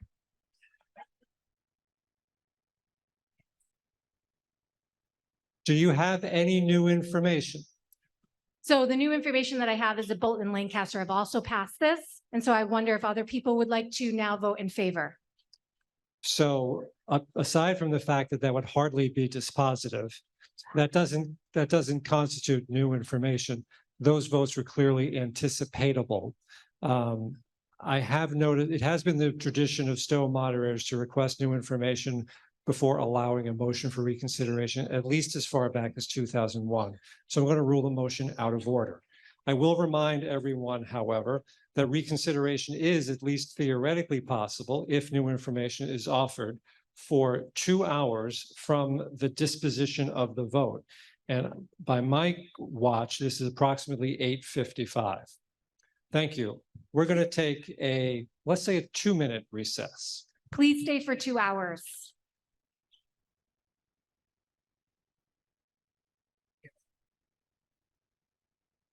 All right, let's take our seats. We're going to reconvene.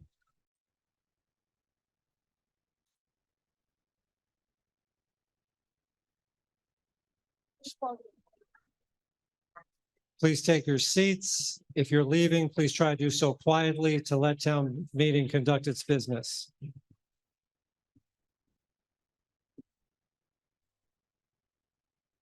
Thank you. Article 2, do I have a motion, Ms. Birch McMichael? Mr. Moderator, I move that the town approve Article 2, as printed in the warrant, additional funds for the renovation to the Randall Library, and as funding therefore borrow the sum of $2,500,000 to add to the library renovation project consisting of the design, construction, and equipping of renovations to the Randall Library, including the payment of all costs incidental and related thereto. And to meet said appropriation, the treasurer, with the approval of the select board, is authorized to borrow all or a portion of such amount for said project as authorized under General Laws, Chapter 44, or any other general or special law or other enabling authority, and to issue bonds or notes of the town therefore. And further, to authorize the select board or its designee to apply for, accept, and expend any funds that may be received from donations or fundraising or any other funding sources for the purpose of funding the said Randall Library renovation project, provided that the total amount voted to be borrowed for the Randall Library project shall be reduced by the sums received by transfers or by donations and fundraising or any other funding source prior to the issue of bonds or notes under such votes. Thank you, Ms. Birch McMichael. The Finance Committee recommendation is in your warrant. I think Capital Planning has a recommendation. Mr. DeLuca.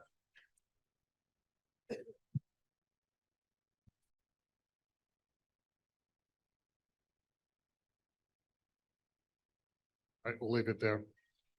Capital Planning unanimously voted in support of this article. there were several items that the committee was noted in particular.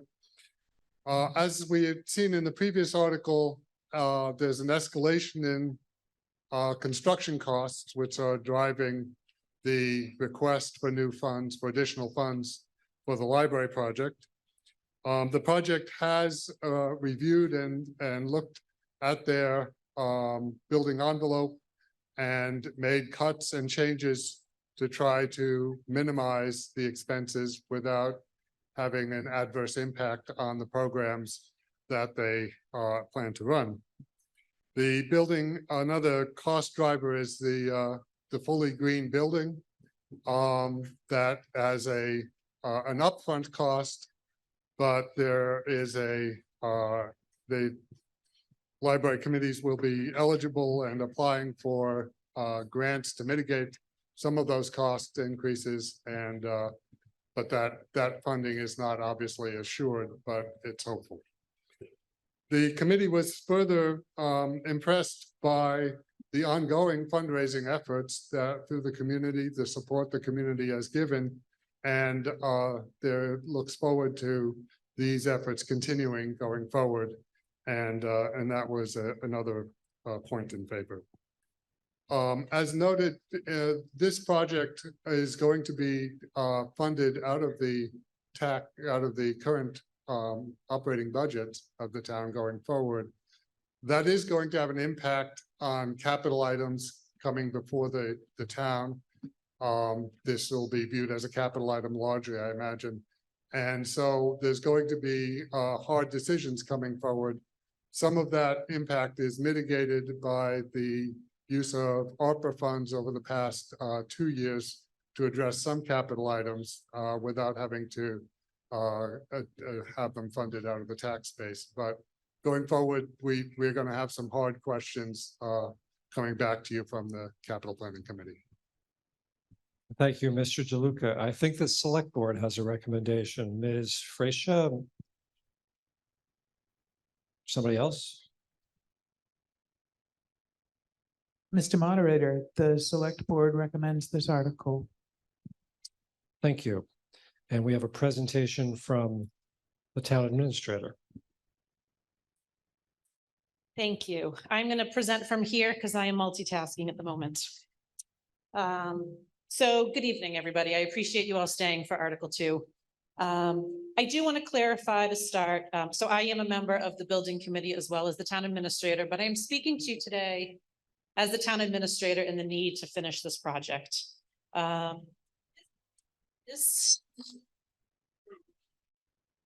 This article is not about whether or not we need a renovated library. That discussion took place last year at the annual town meeting and at the ballot and passed overwhelmingly at both. This article is about the increasing costs of the project and how we fund them. As Ed just mentioned, much of the costs have escalated since the preliminary design, which was finalized in the fall of 2021. In order to make it to the 2022 town meeting, we needed to have those numbers finalized. That came in at $8,850,000, which you all voted last year. Since then, we've had a number of different cost estimates as we've made our way through the project. They went up to 11 million, over 12 million, and back down to just about $11 million. The project cost drivers are the escalated and extended costs, the material cost increases, the availability of labor. As Capital mentioned, we are completely electrifying the HVAC system, which does come with the cost. The additional hazardous material remediation as we've made our way through this project. The freight and storage costs for long lead times. The fact that there's less competition right now in the bidding process. There's a lack of guaranteed pricing and supply chain issues. And the building increased by 500 square feet from the preliminary design.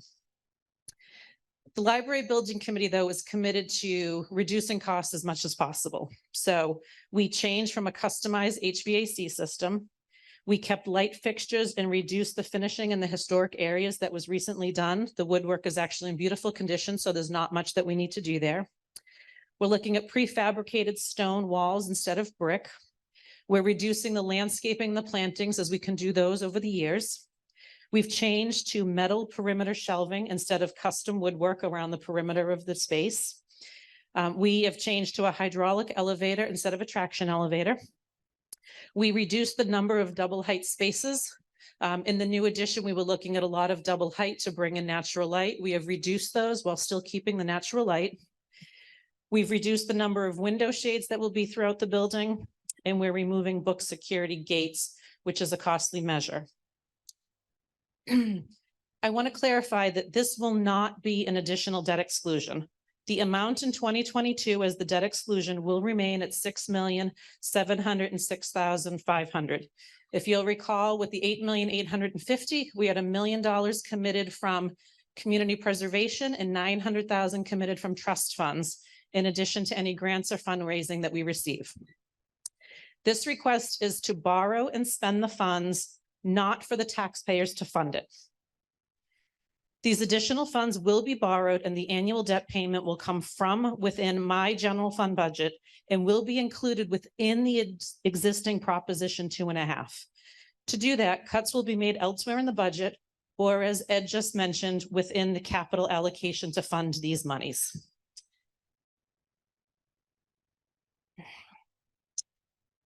The additional cost, as I mentioned, will be borrowed and made within the budget.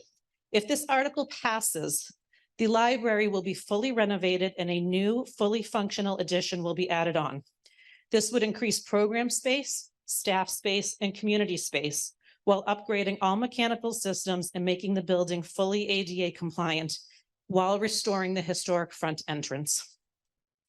If this article fails, the debt service you pay will still be $6.7 million.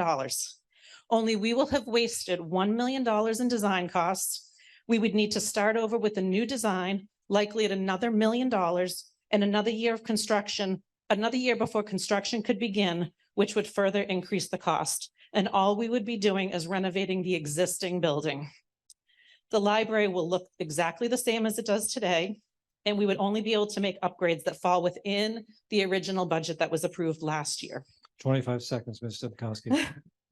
The Library Building Committee and Revitalize Randall continues to work on finding grants and fundraising efforts to help lower the debt exclusion costs. But this project is important to the community, has the support of the Select Board, the Finance Committee, and Capital Planning. And as a result, I am committing the remainder of the funds through the budget to get this project completed once and for all. And I respectfully ask for your support of this article.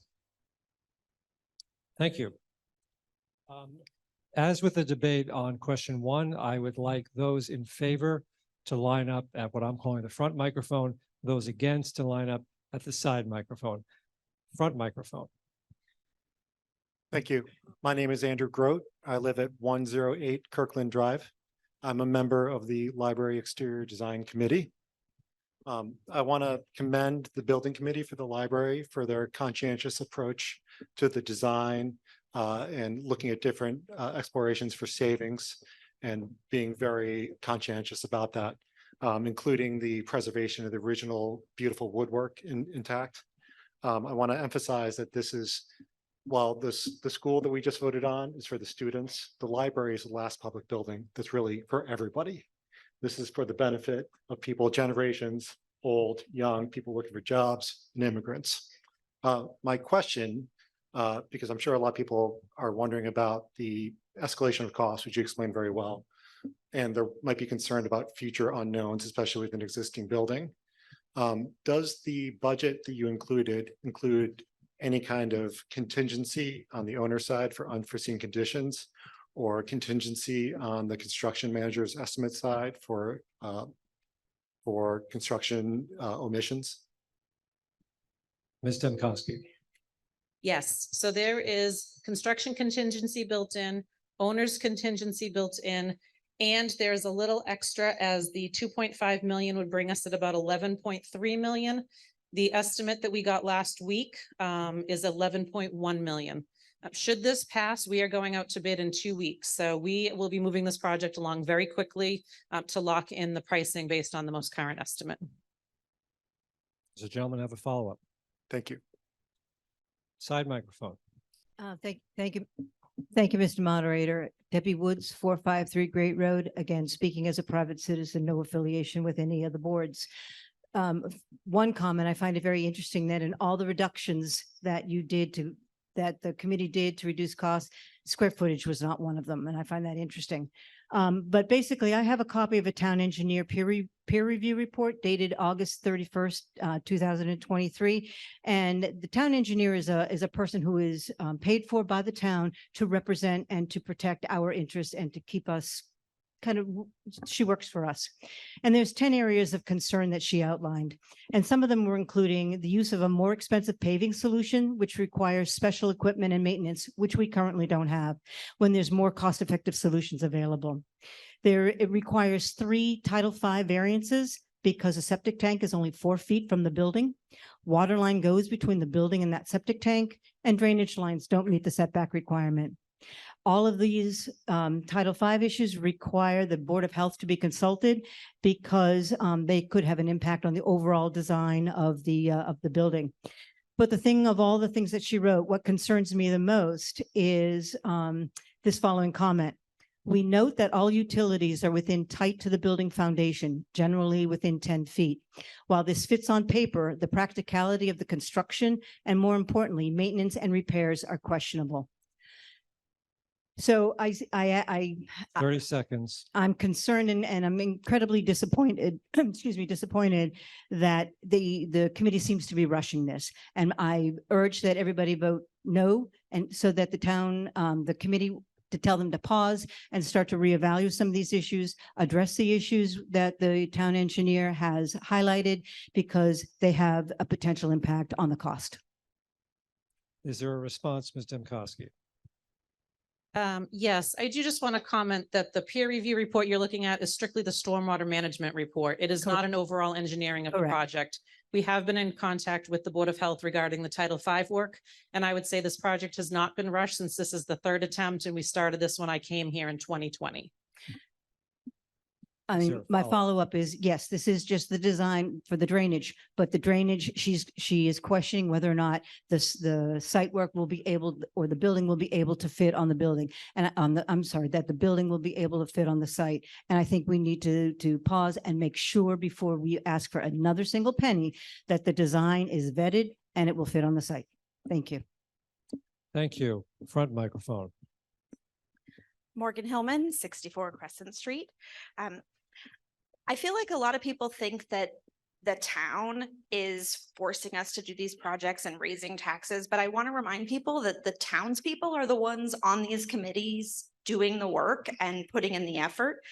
I'm a Randall Library trustee. I served on both library building committees, along with many other people who care very deeply about the library, that they are willing to devote their time and energy to making this come to fruition. We spend hours reading, listening, learning, thinking, weighing, gathering feedback from the community, and looking very critically at everything and painstakingly cutting as much as we could feasibly do, including reducing the square footage, while still addressing the fundamental structural needs of the building. There are people fundraising, applying for grants, working to offset the rising costs that we're seeing everywhere, many of which came from unexpected and unforeseen problems. The library is on our town seal. It's in the center of town, and it's one of the only free spaces that exists and welcomes everyone. And that is so incredibly vital to community and growth. Library usage statistically is up, despite what people may think. And, just as an example, I don't have children and I supported the high school vote because I think that the people who worked on it worked really hard and spent a lot of time carefully considering it. And it's an important thing to do. I'd also just like to remind everyone that this is not going to affect our taxes. It's not an additional ask for money. It's reallocating existing funds to make this finally work. Thank you. Thank you. Side microphone. Missy Reed, 56 Apple Blossom Lane. First, I'd like to thank all the people that were involved with this effort for the overall library renovation. I know a lot of hard work goes into these committees long term. When I started on capital planning 2 years ago, that's when we were trying to get this, the initial vote for this. And I remember looking at the numbers and asking questions, and I was very, very uncomfortable. And I knew, well, I didn't know, I knew I'd make a lot of money, but I wasn't comfortable with the budget, and I was very anticipating a significant increase just based on what was happening in the market, things that I know from what I do. I guess all I'm going to say is, and I actually came to this line because it was a shorter line. I'm not giving away what my vote is. But we need to, I'm imploring all the committees and all the people involved with both of these projects to be incredibly sensitive to the market conditions and to cut costs and to not raise any more costs on these two projects, one we just voted on and on this article, because we just can't, there's too many other things. And I talked to Denise about this. There's too many other things that need to be done in this town to make it the community that we want it to be, including the downtown area. That was all. Thank you.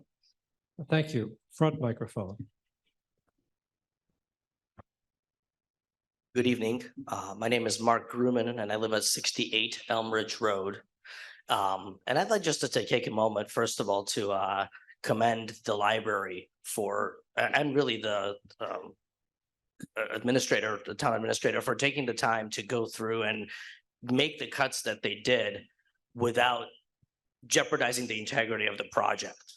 You know, the library is very special to me. As many of you know, I, along with my kids, run the Randall Library Lego Club. I'm sure if you have kids in this town, they've been to our club at least once, and many keep coming back every single week. I think the library is both figuratively and literally the epicenter of our town. As many have said, it's the one free place where everybody can go and gather. I can't tell you how many friendships I and my kids have made through the library. It is such a wonderful place and has so many wonderful resources. You know, if you come to our club on a Saturday morning on a cold winter day, you'll see anywhere up to 25 very excited children playing and building Legos together and learning computer science and robotics, something you wouldn't expect necessarily from a library, but that's what we do. We do it for free. I've dedicated hundreds of hours to the library because I love doing that, and I love seeing the excitement on children's faces. I'll also tell you that it's kind of hard to do that in even the upstairs space with 25 kids running around. Thank you. So I think in addition to this space, it's just going to help our program grow. It's going to bring more people together. And I really hope that you'll support this project and come visit us at the Lego Club. Thank you. Thank you. Side microphone. Tom Ryan, 453 Great Road. One of the things I'd like to find out, and I do applaud the town administrator for finding money that she can pay for this in her budget. But the thing is, I suspect that those are cuts that should be made anyway. All the time I spent on the finance committee and the select board years ago, anytime we vote to spend money and borrow money, it's going to have an effect on your taxes. So what I'd like to hear is how much per year for the average family home this is going to cost. I did a back of the napkin, and I came up with a number that we're going to have to borrow about $185,000 a year if we borrow it over 20 years. So that's what the town's going to be paying every year, assuming it's a 20-year bond. And it's going to cost somewhere, I think, in the neighborhood of $70. Again, back of the napkin. But to say that it's not going to cost us anything, I think, is a disservice. If we don't vote for this, your taxes should go down, assuming that the savings that have been identified are realized that would pay for it. So I'd like to know how much this is going to cost us every year, the same as what the school just did. They said $1,500 a year on your taxes. Ms. Demkowski? So I never said this was not going to cost the taxpayer anything. I said this was not going to cost any more in addition to what you voted last year. The cuts that will be made would not be normal cuts that we would make. We are sacrificing other capital projects to get this one done. That is approximately $200,000 a year that would go to other equipment, other necessities to put towards this project. If this project doesn't happen, we are still going to fund those other capital projects because there are a number of necessities across the town. So the debt exclusion that the town voted last year is about a $230 on the average taxpayer increase a year in the highest year, and then it would decrease over the life of the bond. So you're looking at approximately $4,000 over the 20 years on the average taxpayer to fund the library. Everything else would be done within the levy, within the existing tax rate, and any cuts that are not foreseen because of this will be going towards other projects. So the thing is, if we vote for this, it is going to cost us more. It's that simple. If we borrow $184,000 a year for the next 20 years, we will be paying for it, and we will be spending that money rather than spending it on something else. Ms. Demkowski, Yes. Thank you. front microphone. Catherine Haverly, 20 Indian Ridge Road. The library is not welcoming to everybody. We are not ADA compliant right now. I would like to know, if we do not pass this, will we be ADA compliant? Because we are not welcoming to everyone at this time. Ms. Demkowski, So I'm not sure that it would be. As I said, we've already spent about $1 million in design. We would have to scrap that design and start over with new design costs and a new OPM cost. Potentially that could be an additional $1 million, bringing us down to around $6 million for construction. At that point, it's what can we do to the existing structure? An elevator is extremely costly. So we would have to look at overall project and see what needs to be done. As it was mentioned, the septic system, the infrastructure, the HVAC, anyone who's been in the building knows that there's water coming from the ceiling. So we would have to put together a list of projects that could be done within the budget. And it would not include restoring the historical entrance, which would be a large part of the ADA capability. I don't know if it would include adding an elevator. We just haven't looked at it that much yet. Well, I guess my follow-up question is can you do construction and not have it be ADA compliant? I mean, we could be going through this whole exercise and find out that we do a renovation, and if we're not ADA compliant, what happens? Could they shut it down because it's not ADA compliant? go ahead. So we technically are, because we have a lift in the building. So the current building is technically ADA compliant to the fact that we need it to be. It is not welcoming, I agree. It is not welcoming to folks in wheelchairs, walkers, strollers. And the hope would be to fix that with the new library. Side microphone. Pam Weathers, 89 West Acton Road, and I have a clarification that I would like, Mr. Moderator. I'd like to know what are the specific items that we will lose if we vote for this, because we're passing on these capital items, or they're just going to be put off. I need some more detail. I would like to have more concrete information. Can you answer that, Ms. Demkowski? So we don't have a concrete list, but we're looking at, vehicles, highway trucks. There are a slew of highway vehicles that need to be replaced. The highway barn is falling apart, that we're working on a feasibility study just to see what could be done up there. The town hall project has come up that we've sort of put on aside to get this library project through.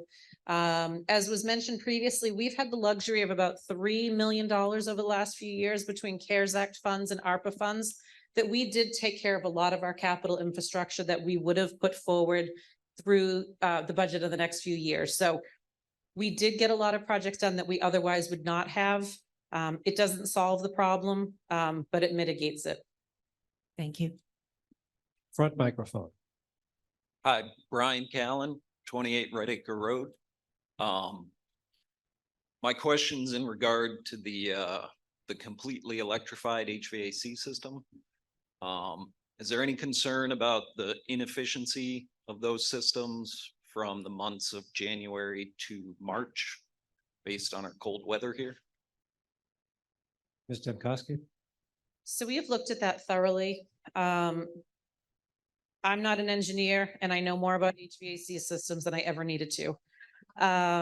So the system that we have, we're assured that it can operate in single digit temperatures.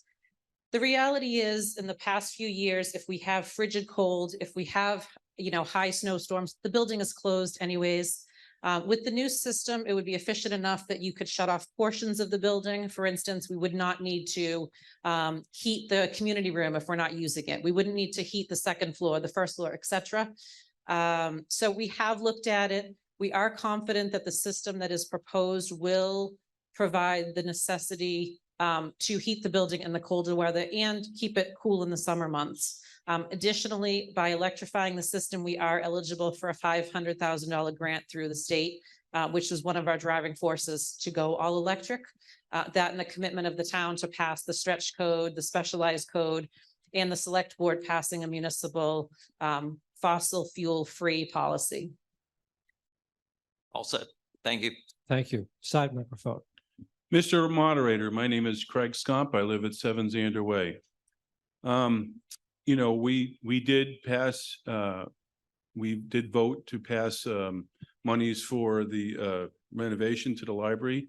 Good for us. They have a budget to do that. But I will tell you that for myself personally, the library has become a kind of a hot button topic. During the time of COVID, the library basically told its citizens of Stow that you were not allowed to go and use the library, even as places like Shaw's grocery store was open with higher peoples visiting it and interacting in the store. I'm concerned that, or I guess call me old fashioned. When I pay for something, I expect to be able to use it. And when we give them a budget, I expect them to live within the budget. Also during this time of closing, where we were not allowed access to our own library that we pay for, there's been rumors and stories of documents historically important to the town that were either moved or disposed of on the basis that the library is not a museum, it's a library. And this concerns me greatly since nobody was checked in with other people responsible for those documents. So my question is how does the library justify additional funds for a renovation that it denied its citizens who are paying for this to use it?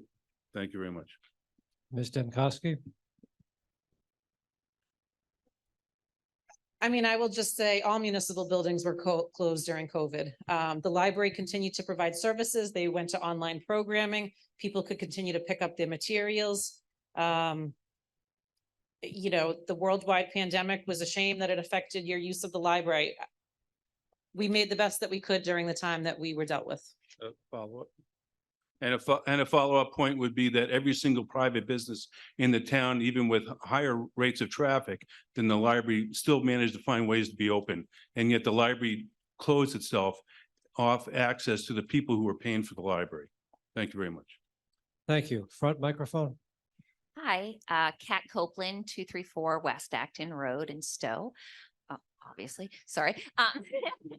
I just wanted to speak on behalf of someone that also served on the library building committee through its various iterations over the last 5 years, I'd say. I just wanted to say that we have been really critically looking at the budget of this project, literally line by line, fixture by fixture. We hired not one, but 2 cost estimators so we could get a more accurate package together for putting out to bid. We've tried to push the project as quickly as possible, as everyone does with home renovations. You can see the prices just keep going up.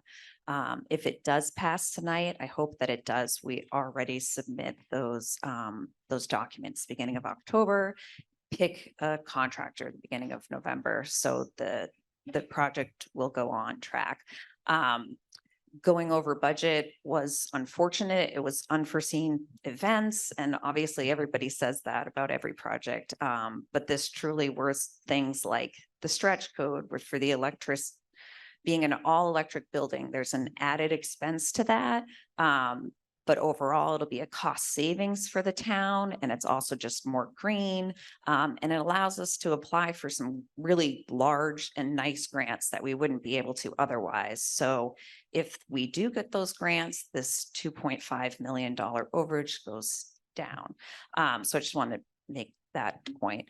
And yeah, just things like the bedrock and the PFAS and making it so that 20 we have to seconds. do these like weird, more expensive fire safety protection measures that have huge costs. It's not like we're trying to get a very fancy building. We're really just trying to keep it within reason, but also meet the needs of the town.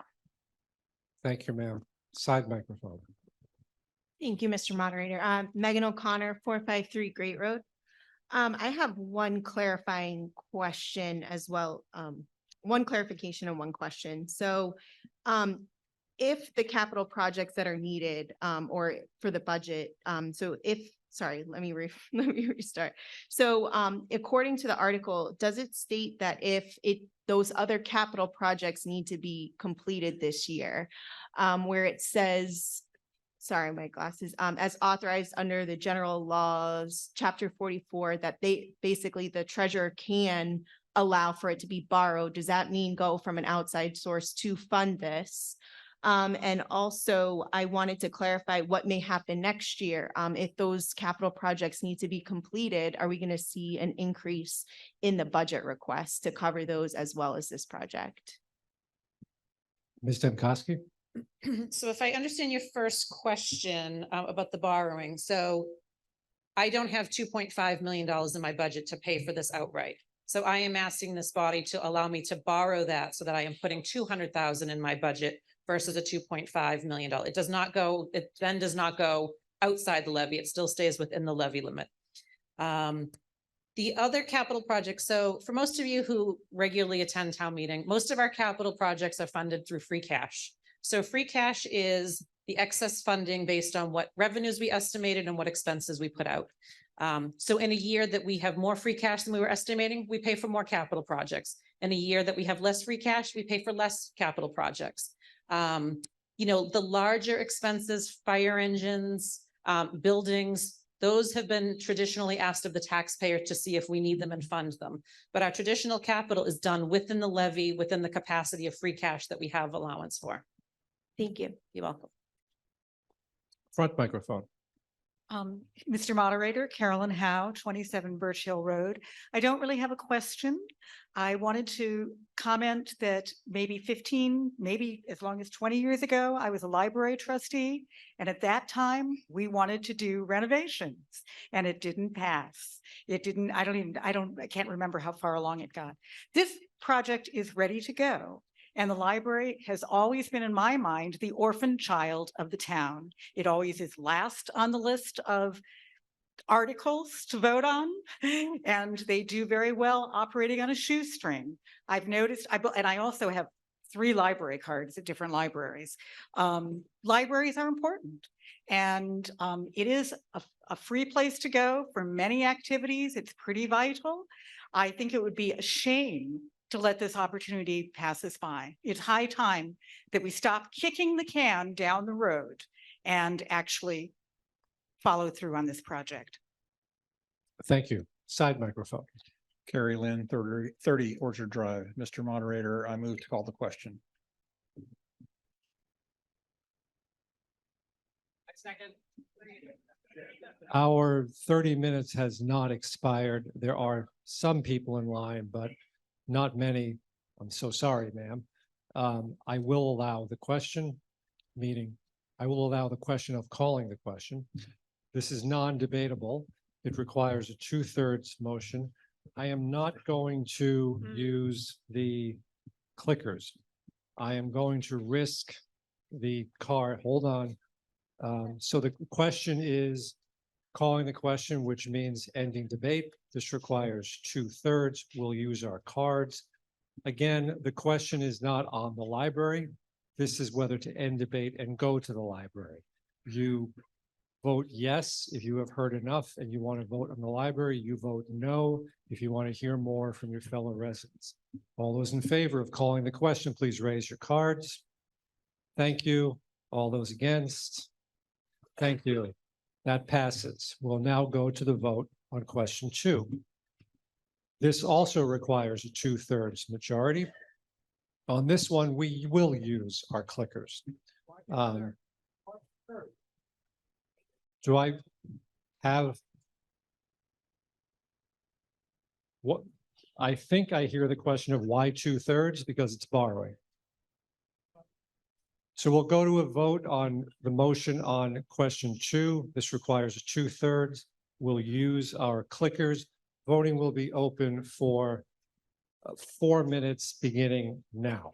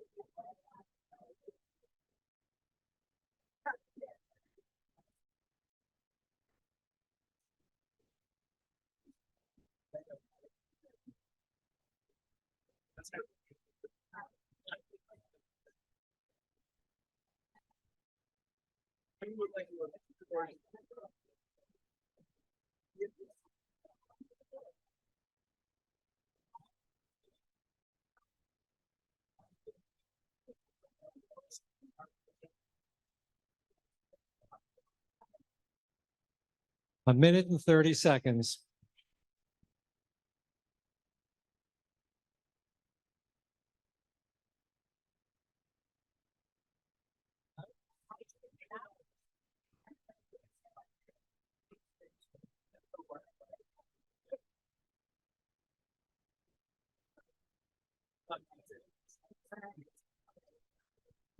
Again, if you're not seeing the okay in the liquid crystal display, either come in and try voting again or swap out your clicker.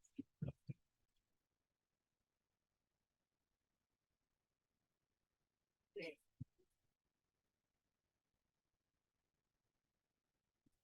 seems like every time I say something, we get a trickle of votes. So there are definitely some people holding on to their votes. 30 seconds.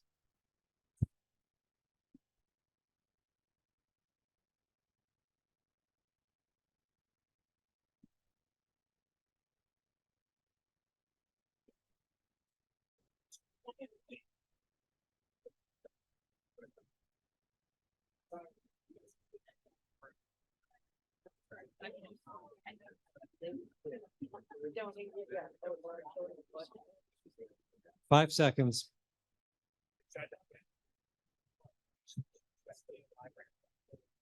And voting is closed. And by a vote of 379 to 87, the motion passes. No applause, please. I don't know how many times I have to say that.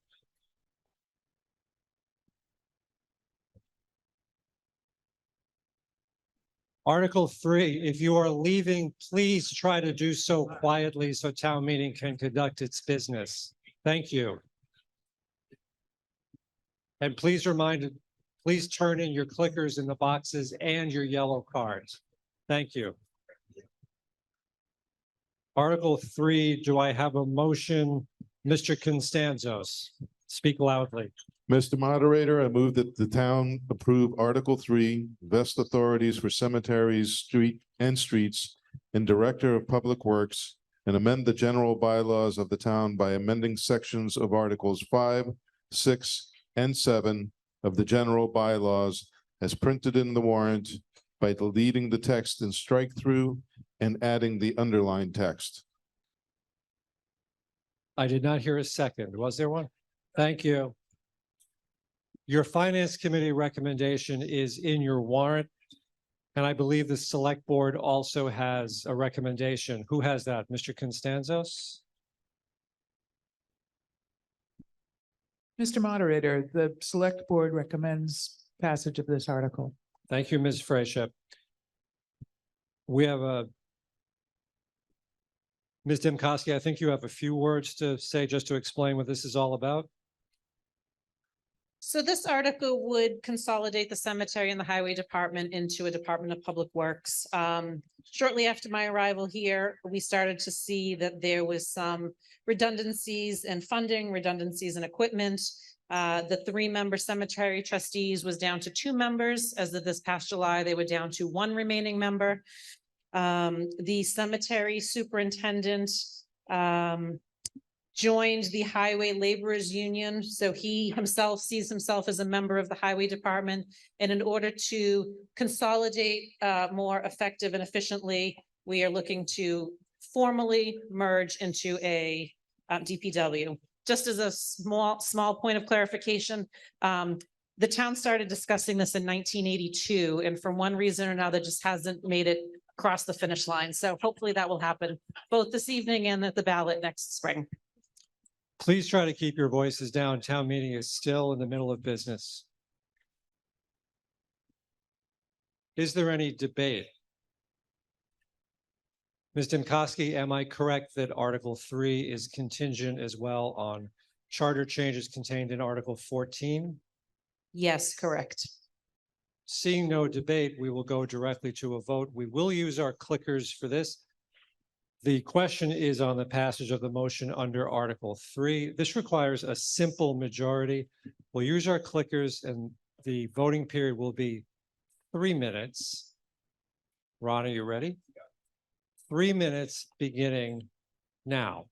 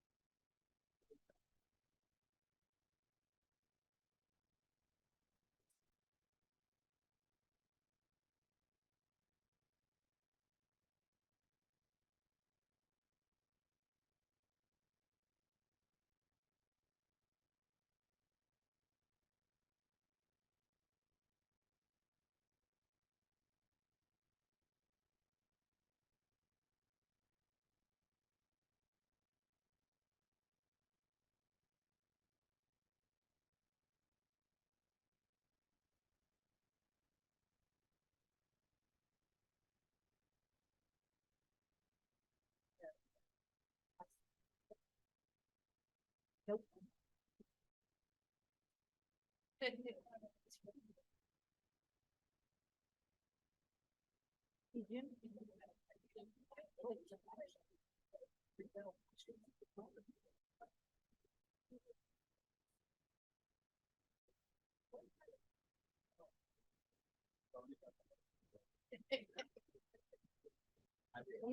Minute and a half.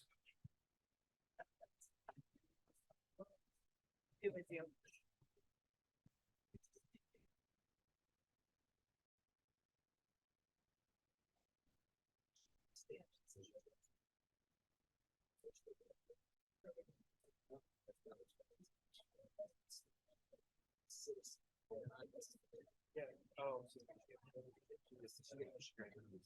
1 minute. Yes.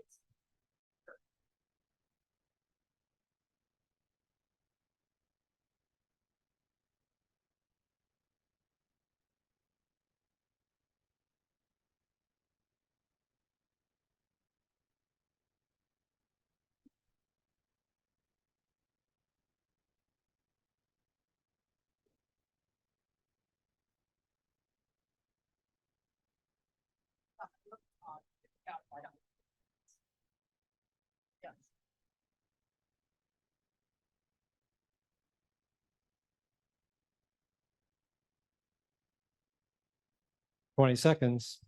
You haven't voted, now's the time.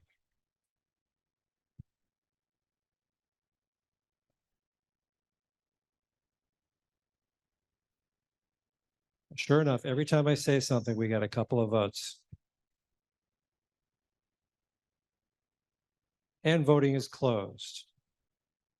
By a vote of 280 to 15, the motion passes.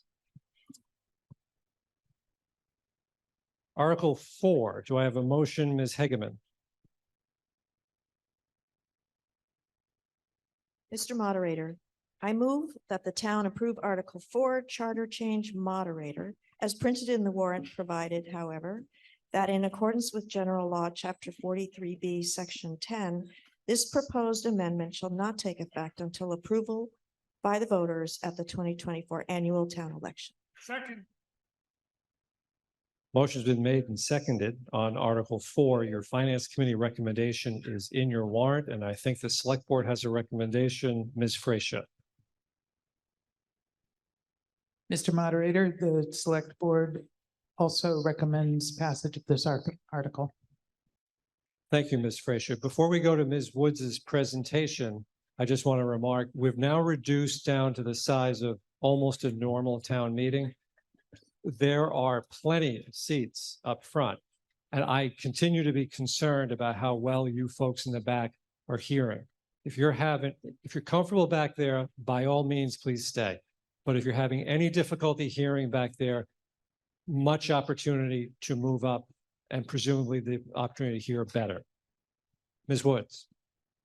Thank you, Mr. Moderator, and thank you all for sticking by. We appreciate your attendance.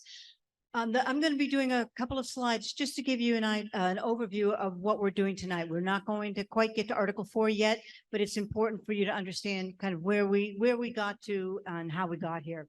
So we're going to, first of all, meet the committee, talk about charter versus bylaw versus policy, what our task was as a committee, and why we're here. So the committee was appointed by our previous town moderator as well as our current moderator, and we've been together for about a year. And the committee members are sitting front and center. Thank you very much. It is myself as chair, Dave Walrath, vice chair, Kathy Kono, our secretary, Karen Meyer, and Kathy Sfera. So what's what?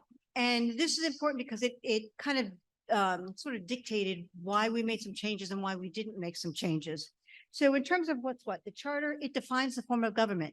The reason you have the privilege of sitting in these seats is we are an open form of government. Town meeting is what we do and how we do it. It establishes limits, and it establishes our government and sets the limits, and it is really our constitution. And the important thing about the charter, it is a very long, challenging, difficult process to change the charter, which it should be because it is our constitution. Bylaws are local laws and responsibility, a little easier to change, just typically a town meeting vote. And policies are rules and regulations on how we conduct business, and various boards and committees can set policies. So our task tonight is per the charter needs to be reviewed every 10 years. And what we did in terms of the review is we really tried to simplify the charter, make sure it complied with Mass General Law. And what we did is back in January of 2023, we held some public forums and public hearings to gather information. And we had over 90 comments by boards and committees and the public. And we went through all of those comments. And what we did is we took out the duplicates. We took out those that were inconsistent with Mass General Law. And we have put forth some proposed changes. Any of you who are here in the May annual town meeting, you saw that we proposed 5 changes. The good news, and I thank you, is those 5 changes were agreed to by town meeting, and they were also approved by the Attorney General. So you will see those 5 on the ballot in May. Tonight, don't groan, we're bringing forth 11 articles, 11 proposed changes, and I promise to be quick. So tonight's process is we are bringing forward 11 articles. And what I'm going to do is provide a very, very quick overview of what the change is. We'll go, we'll open it to, or pass it back to the moderator, have any discussion, and then a vote. For each article that is accepted tonight, those articles will then go in front of the Attorney General. The Attorney General will say yay or nay. Any of them that pass the Attorney General review, those 2 will be on the ballot in May of 24. Mr. Moderator. Thank you, Ms. Woods. Do we have any debate on Article 4, Charter Change Moderator? You need to read the motion. Or did we? We already have. We read it? I'm sorry. Thank you. Seeing none, we'll go to a vote. This requires a 2/3 majority. Any town meeting vote on a charter change requires 2/3. I am going to stick with the clickers for any motions. However, considering that we've reduced in size, I'm going to reduce the voting window to 1 minute. So the question is on the motion on Article 4 requires 2/3. We're voting with our clickers and voting period is open now for 1 minute.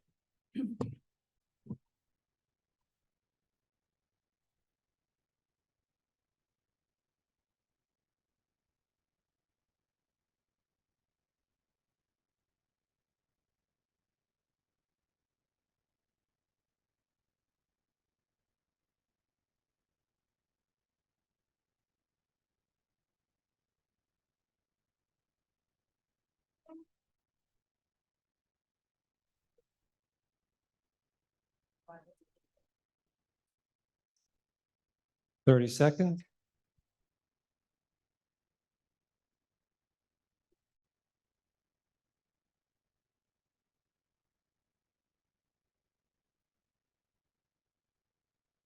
Fifteen seconds.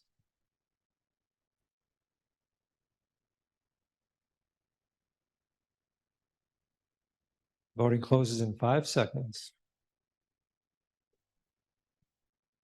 And voting is closed. And by a vote of 224 to 9, the motion on Article 4 passes. Is there a motion on Article 5?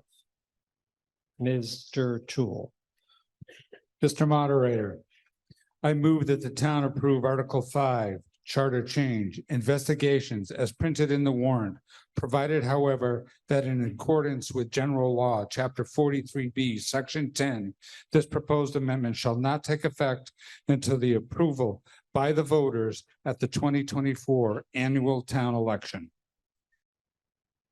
Thank you. The Finance Committee's unfavorable recommendation is in your warrant. I think the Select Board also has a recommendation. Ms. Frecia. Mr. Moderator, the Select Board recommends approval of this article.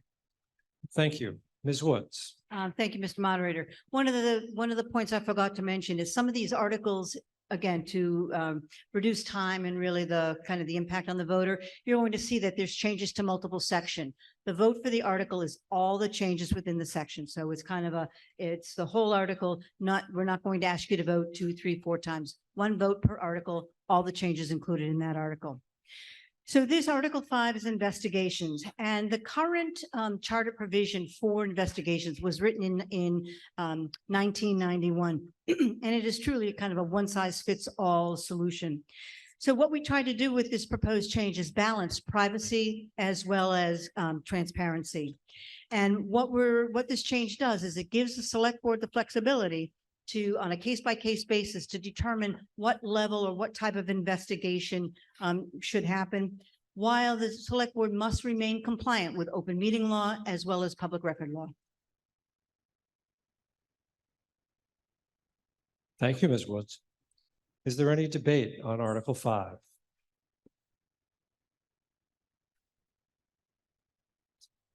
Anybody who wants to say something has to go to a microphone. Front microphone here. Thank you. Mark Grumman, 68 Elm Ridge Road. I just am curious. I see that the strikeout includes a line regarding the report summarizing the results that needs to be published. And I see no mention, I could be tired, but I see no mention of that in the new text. Could you elaborate on why that was removed? And is there any sort of replacement of that to actually ensure that some sort of report is provided to the public after the investigation is completed? Certainly, part of what the, because the investigations are going to be done or started by the Board of Selectmen, they are required open meeting, which means people can attend, as well as minutes. The reason we are striking, or the way I should say, the reason we are proposing the strikeout for the report is privacy. An example is I could go in front of a board. I'll choose the select board. I won't choose the other board. I'll choose the select board. And I may bring forth a question, a problem, a situation to the select board, and one of the members of the select board might make a comment that I feel is inappropriate. I ask for an investigation. The investigation happens, and that they find that yes, while the comment was not illegal, it was inappropriate, and now say you offer Ms. Woods an apology. We didn't feel that that type of investigation for privacy reasons needs to be published in an annual report that is now on the shelves for forever and ever. So again, we're trying to protect privacy, but that information would be available in meeting minutes that are, and the town clerk, as well as available through the select board. May I ask a follow-up? You may. I guess my question is it possible to amend the wording in such a way that it's on record that at some point, some form of publication will include the fact that there was an investigation and that there was a result? That doesn't necessarily have to be in the annual warrant or the annual report, but that it's logged somewhere. So I have to admit, I'm having difficulty hearing you. It's a function of. It's my voice, I'm sure. No, I don't think so. It might be, but it's also my hearing and the acoustics. If you do have an amendment, then you should ask the town clerk or one of the tellers for a form to write what it is, exact wording. Okay, so if we have a slide with the motion on it, let's put that up. And you may want to go get a form, okay, before, because you'll have to do it before this vote closes. Okay, thank you. You're welcome. Side microphone. Steve Jelinek, 88 Peabody Drive. I'd like to hear from the Finance Committee why they voted to not recommend approval of this article. Mr. Picciuto, do you have anything to say? So because this didn't have an obvious and significant financial impact to the town, it simply came down to the opinion of the various Finance Committee members that in the majority, we felt transparency trumped privacy in this regard. That's it. Thank you. I'll let Ms. Woods respond. I have to admit, I didn't hear all of it, but again, what we've tried to do, I think it has to do with balancing privacy with transparency. We talked about this quite a bit with the committee, and our feeling is with this proposed change, we offer both the privacy by eliminating the requirement to have it published in the annual report. Doesn't mean the select board or anybody else could publish a report. It just is removing the requirement to take it out of the annual report. The transparency is the select board must do all these meetings, open meeting law and the public. So we felt that by having the select board do the investigations, and their open meeting law and the public records law, it covered both privacy and transparency. Thank you. I feel like before we go any further, I should give the select board or town administrator a chance to add anything if they want, since we're talking about primarily their investigations. Please, Ms. Demkowski. So I would just say, I do understand the need for transparency and folks feel that this is important information. I do want to just ask that you put yourselves in place of a board member, an employee. As Ms. Woods articulated, it could be a minor complaint that someone had. And while at the end of it, it could be, yes, it was inappropriate. It was an inappropriate comment, an inappropriate whatever. It was inadvertent. It was, you know, not at all done maliciously, but it happened. Would you want that memorialized in a town report that gets filed with the state because we conducted an investigation? I think there are plenty of other opportunities, as articulated in the minutes, at select board meetings when the matters, if they are employee related, that would be an executive session, would then be finalized in minutes that were published. I just think that it's a very awkward situation, especially this day and age when I'm sure many of you know, accusations could be made anytime that launch an investigation. It could be a simple incident that or misunderstanding, but that would have to be then memorialized going forward. And to be clear, you're speaking in favor of the motion. Yes, I am. Thank you. Where was I? I cannot remember. I'm going to go with the front microphone. Karen Meyer, 9 Wedgewood Road, and I am a member of the Charter Committee.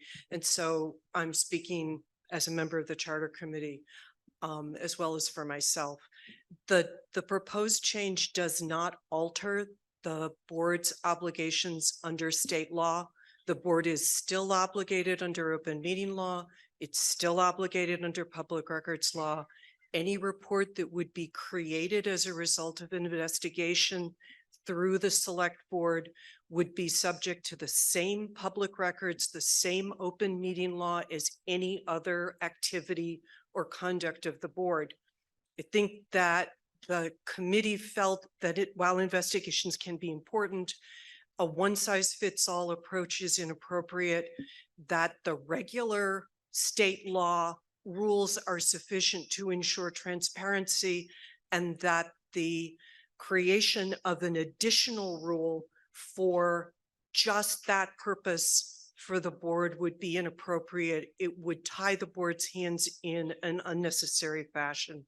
The board should be required to comply with state law, but shouldn't be hampered in addition to that just for investigations. Thank you. Side microphone. Hi, Chris Buck, 31 Robert Road. I'm a member of the Finance Committee, but my question is as a private citizen. I wanted to ask Denise for a clarification on the requirement for meeting materials, understanding that minutes, notices and minutes need to be posted publicly, but I believe that materials do not necessarily. And so if a report were created, I wasn't sure what the process would be by which somebody would access that report, if they would file a FOIA request or you know, what the actual mechanism would be, because it would not be sort of publicly available online. Yes, please. So you're correct. So meeting materials is not required to be public. However, the select board packets are public information. We do put the entire packet. So if this were to go to an open meeting, the material would be included and would be available on the website. But yes, if someone reads minutes and it references a report, a document, a FOIA request, or quite frankly, just simply asking for it, and it would be released. Yeah.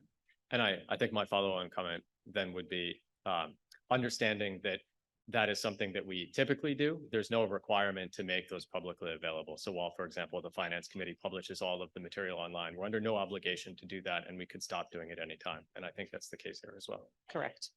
Thank you. Thank you. Front microphone. Tracy Winslow, 6 Warren Road, number 2. I wanted to know, is there some kind of incident or some kind of event that spurred this proposal to change this piece of the charter?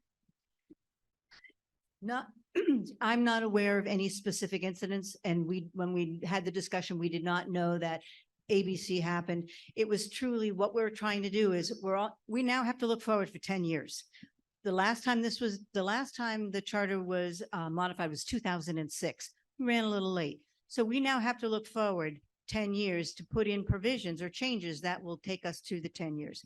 We just thought, especially in this day and age, privacy is becoming more and more important. And as our town administrator mentioned, situations are coming up where more and more things can be deemed inappropriate and more investigations may be done. We just did not feel to really take the charter for the next 10 years, having the report or having an investigation printed in the annual town report that is forevermore was longer appropriate any longer. So this would only apply to investigations that are opened against a select board member? No, all investigate. I just use that as an example to show that it could be something where, no, it's any investigation, not the select board. I just use the select board as an example. No, any board, any committee. Okay, thank you. Thank you. At this time, I want to go to the proposed amendment. Would Mr. Grumman, I think it's Grumman, please go to the microphone. Oh, no, there it is. Mr. Grumman, I'm going to summarize your amendment as I understand it. As I understand it, I find that it is within scope. And I will then ask you if I got it right, and you tell me whether I did or not. Mr. Grumman is proposing to amend the language in Article 5 to add some text. He doesn't say where, so I'm going to assume it's at the end. And the proposed additional text is the following. The select board may choose to publish the outcome of the investigation, comma, and if elected not to, comma, shall make general note of the investigation in meeting minutes, comma, along with the reason for not publishing the results of the investigation, paren, for example, privacy, close paren. Did I get that correct? Yes. All right. We're now going to discuss the amendment. So any further debate is on the amendment until we take a vote. Do you want to say anything further about this, or do you think you'd say everything you have to say? Don't feel obligated. Just to clarify, it's basically just making sure that there's a little bit more transparency, that we don't completely bury the investigation. I completely understand there are situations where privacy would warrant that we not name somebody, and it maybe doesn't belong in the annual report. But at the same time, I think it does warrant some sort of a mention somewhere, like the town minutes, as well as an explanation. It could be general of why it was not published, just so there's a record of it. Thank you. Ms. Woods, acknowledging that you haven't had a chance to discuss it with your committee members, do you have any comment on this? I don't think so. I mean, this was something that we struggled with, and May I interrupt you? I'm sorry. I need a second to his motion to amend. Oh, We have it. I'm sorry to interrupt. Well, that was my fault. Go ahead. no problem. Thank you, Mr. Moderator. Granted, we haven't. So I am speaking on behalf of the committee. I don't think the committee would be opposed to this amendment. We struggled with this. We had long discussions. So I will leave it at that. I don't think the committee would be opposed to it, but I don't know. Seeing no further debate, we'll go to a vote on the amendment. The vote we are about to have is on the amendment. So if you want the motion to include the language that Mr. Grumman has proposed, you'll vote yes. If you don't want it to include that language, you'll vote no. On this one, and to save time, I think I will risk using the cards. This requires a simple majority, even though the ultimate motion requires 2/3. All those in favor of the proposed amendment, please raise your cards. You can lower them. Thank you. All those against. And the amendment passes. And Mr. Grumman, thank you for following our cumbersome process. We are now back to debate on the main motion. There were some folks in line, including this gentleman, side microphone. Yes, Adam Wagman, 115 North Shore Drive. I appreciate what the boards have tried to do. But I have to say there is no right to privacy in a public meeting, for better or for worse. And I'm generally not in favor of anything that's going to reduce transparency. I have the greatest respect for all the members of the select board, but I think if, the last 3 or 5 years of Me Too and various abuse scandals I don't really think you want any body of authority able to decide not to publish reports on themselves. So rather than give anyone the option, I think it's better to just always require that it be reported. Thank you. Front microphone. Mr. Moderator, David Walrath, 30 Samuel Prescott Drive. I'm on the Charter Review Committee. I thought I'd mention the reasons I voted in favor of the original wording and have no problem with the new wording is two things. One is the first bullet. Our current charter may be inconsistent with state law. And if state law changes to require things that are against our charter, we have a legal problem in town. So we thought it'd be best to follow current state law, which is actually easier to change than our charter. And the second reason is if there was a major issue that you'd think you'd want published in the town report, that town report is a book that we publish. And if it's a major issue and say the selectmen choose to hire an outside legal firm to do a report, they may generate 100 or 200-page report, which then we have to publish in paper in our town report rather than simply putting it up on the website, for example. So those were the two main reasons that I was in favor of this article. Thank you, Mr. Moderator. Thank you. We do have town council here. I'd like to ask her to comment on the gentleman's statement. Thank you. Good evening, everyone. Robin Stein, KP Law Town Council. It's a difficult question to answer in the abstract. A lot of these questions may require fact-specific analysis, but there are certainly privacy laws, and we would want to take note of those before publishing any information that could create additional issues or liabilities for the town. So I could certainly envision an instance where there could be some conflict, but they are fact-specific questions. Thank you. Side microphone. Hello, Kevin Wesley, 51 Orchard Drive. I have a question as to, and forgive me if the officials already discussed this, but what happens if we were to give this back to you to have a little bit more time to wrestle with it? You would be giving us 10 more years. And it'd be a different group of people wrestling with it. I understand and thank you. And not wanting to kick something else down the road. However, this might be one we want to kick down the road and vote no on tonight to allow for some deeper conversations and consideration as these issues around privacy and transparency continue to evolve. Thank you. Thank you. Seeing no further debate, I think we're ready for a vote. The question we're about to consider is passage of the main motion under Article 5. This requires a 2/3 majority as it's a charter change. We will use our clickers and we will have voting open for 1 minute beginning now.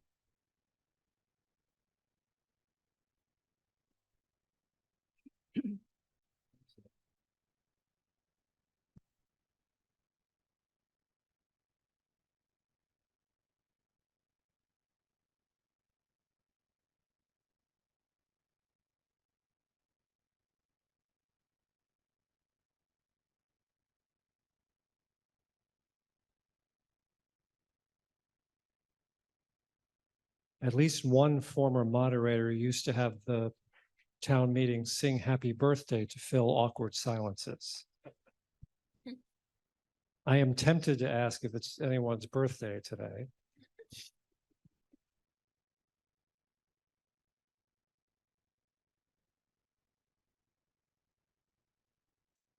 Ten seconds.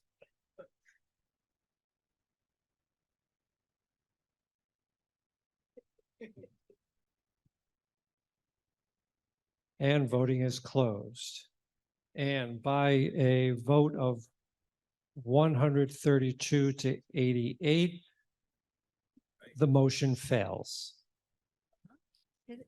Article 6. Do I have a motion, Ms. Fraser? Mr. Moderator, I move that the town approve Article 6, Charter Change, Town Administrator, as printed in the warrant, provided, however, that in accordance with General Law, Chapter 43B, Section 10, This proposed amendment shall not take effect until approval by the voters at the 2024 town election. Thank you. Your Finance Committee recommendation is in the warrant. I think the Select Board has a recommendation, Ms. Frazier, and while Ms. Frazier gives the Select Board's recommendation, I'm going to turn the gavel over to Deputy Moderator Lisa Lavina. Ms. Moderator, the select board voted to recommend approval of this article.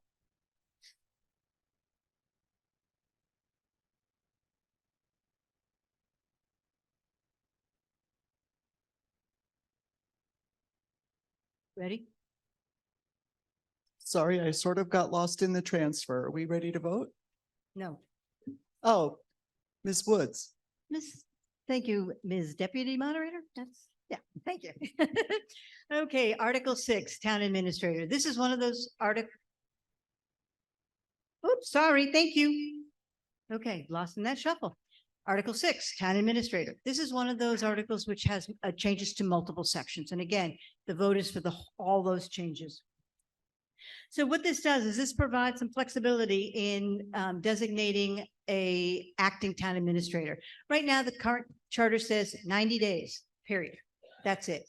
So the change we're proposing allows for an additional 90-day increments should we want to keep a town administrator available because they're out for some particular long-term reason, and just allow an interim town administrator to be appointed for more than 90 days. The other is for the provision to select a town administrator. Two of us, myself and Karen Meyer, were on the committee to go through the selection process for the current town administrator. And the timelines were very, very, very tight. We had 180 days from start to finish to be able to put forth recommendations to the select board. Luckily, we had the ability and we were able to meet that timeline because we had a lot of advance notice with the retirement of our previous town administrator.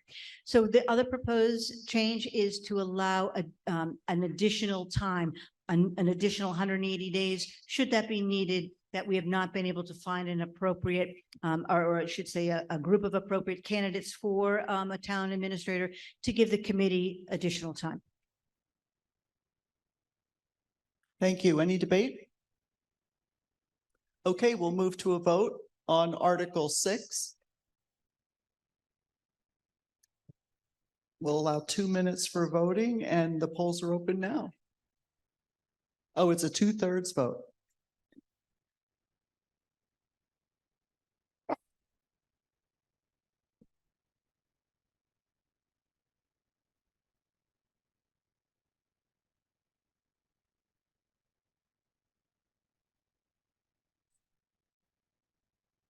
Oh.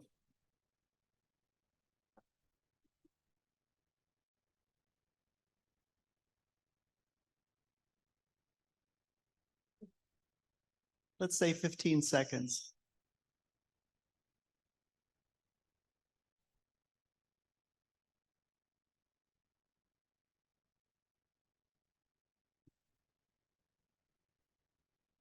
Okay, thank you. So with a vote of 195 to 11, Article 6 passes. Article 7, Master Plan. The main reason. Oh, never mind. Sorry.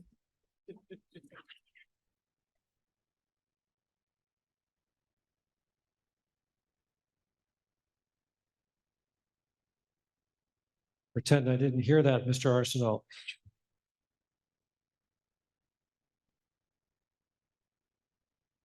Do we have a motion on Article 7? Ms. Birch McMichael. Mr. Moderator, I move that the town approve Article 7, Charter Change, Elected Officials, Town Administrator, General Provisions as printed in the warrant, provided, however, that in accordance with General Law, Chapter 43B, Section 10, this proposed amendment shall not take effect until approval by the voters at the 2024 annual town election. Thank you. And by the way, thank you, Ms. Lavina, for taking over. Your Finance Committee recommendation on Article 7 is in your warrant. And Ms. Frazier, I think the select board has a recommendation. We do, Mr. Moderator, the select board recommends approval of this article. Thank you. Ms. Woods now. Thank you, Mr. Moderator. Again, this article, multiple sections. The biggest change and the biggest reason to propose this change is to make it follow Mass General Law.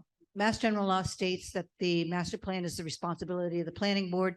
Our current charter says it's the responsibility of the select board. So that's the major change, to have it follow Mass General Law. It also revises the committee membership. The planning board's thought is to have a more of a revolving master plan rather than do a kind of a heavy lift every X number of years, something that may be done more often. And depending upon maybe the emphasis on that plan, it might require a different makeup. And it may require, more heavily on one board versus another. So there's some flexibility for the planning board to determine the makeup in terms of committees and boards of that master plan, but the individual boards and committees select that member.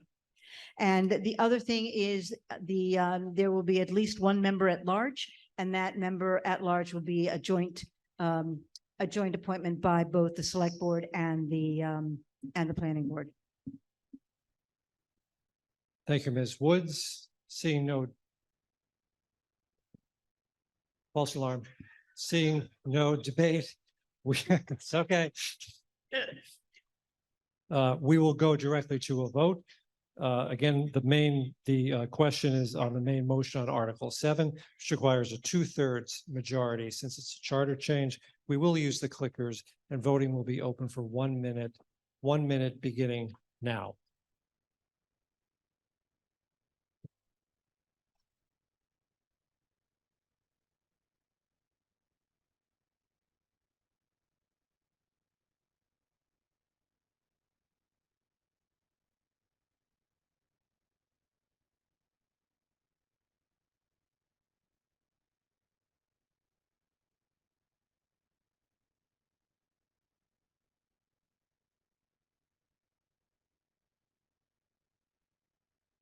Thirty seconds.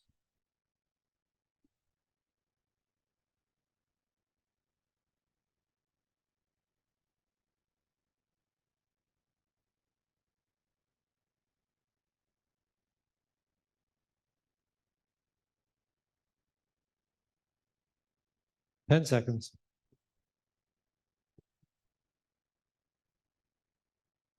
Five.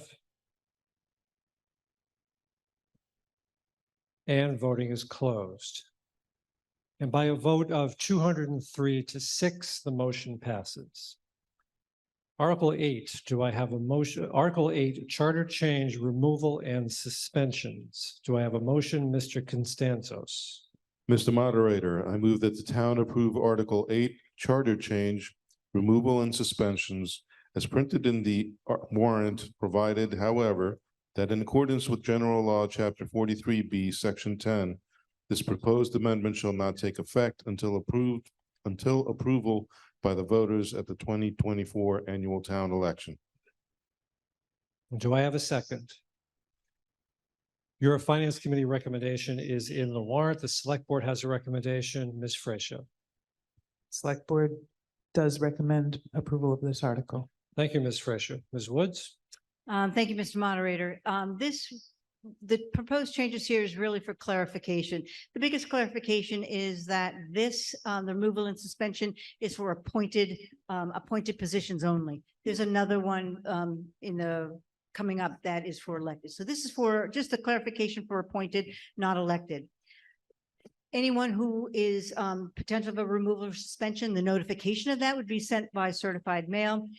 As we've tried to do, comply with the state law. What we found, a lot of the things in the charter was specific, almost like restating the law, but not quite. So we're just saying must follow applicable law, and the change to remove a public hearing, again, for privacy issues. Thank you, Ms. Woods. Is there any debate? Seeing none, we are ready for a vote. The question is on the main motion under Article 8. This requires a 2/3 majority because it's a charter change. We will use our clickers. Voting will be open for 1 minute beginning now.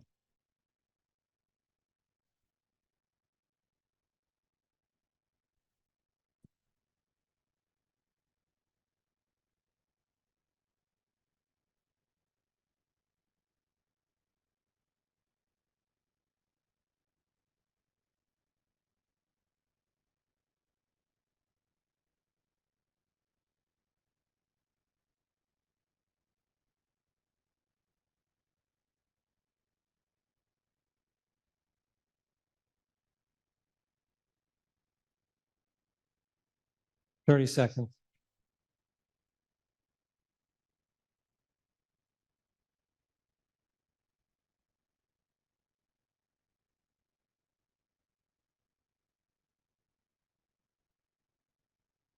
Ten seconds. 5.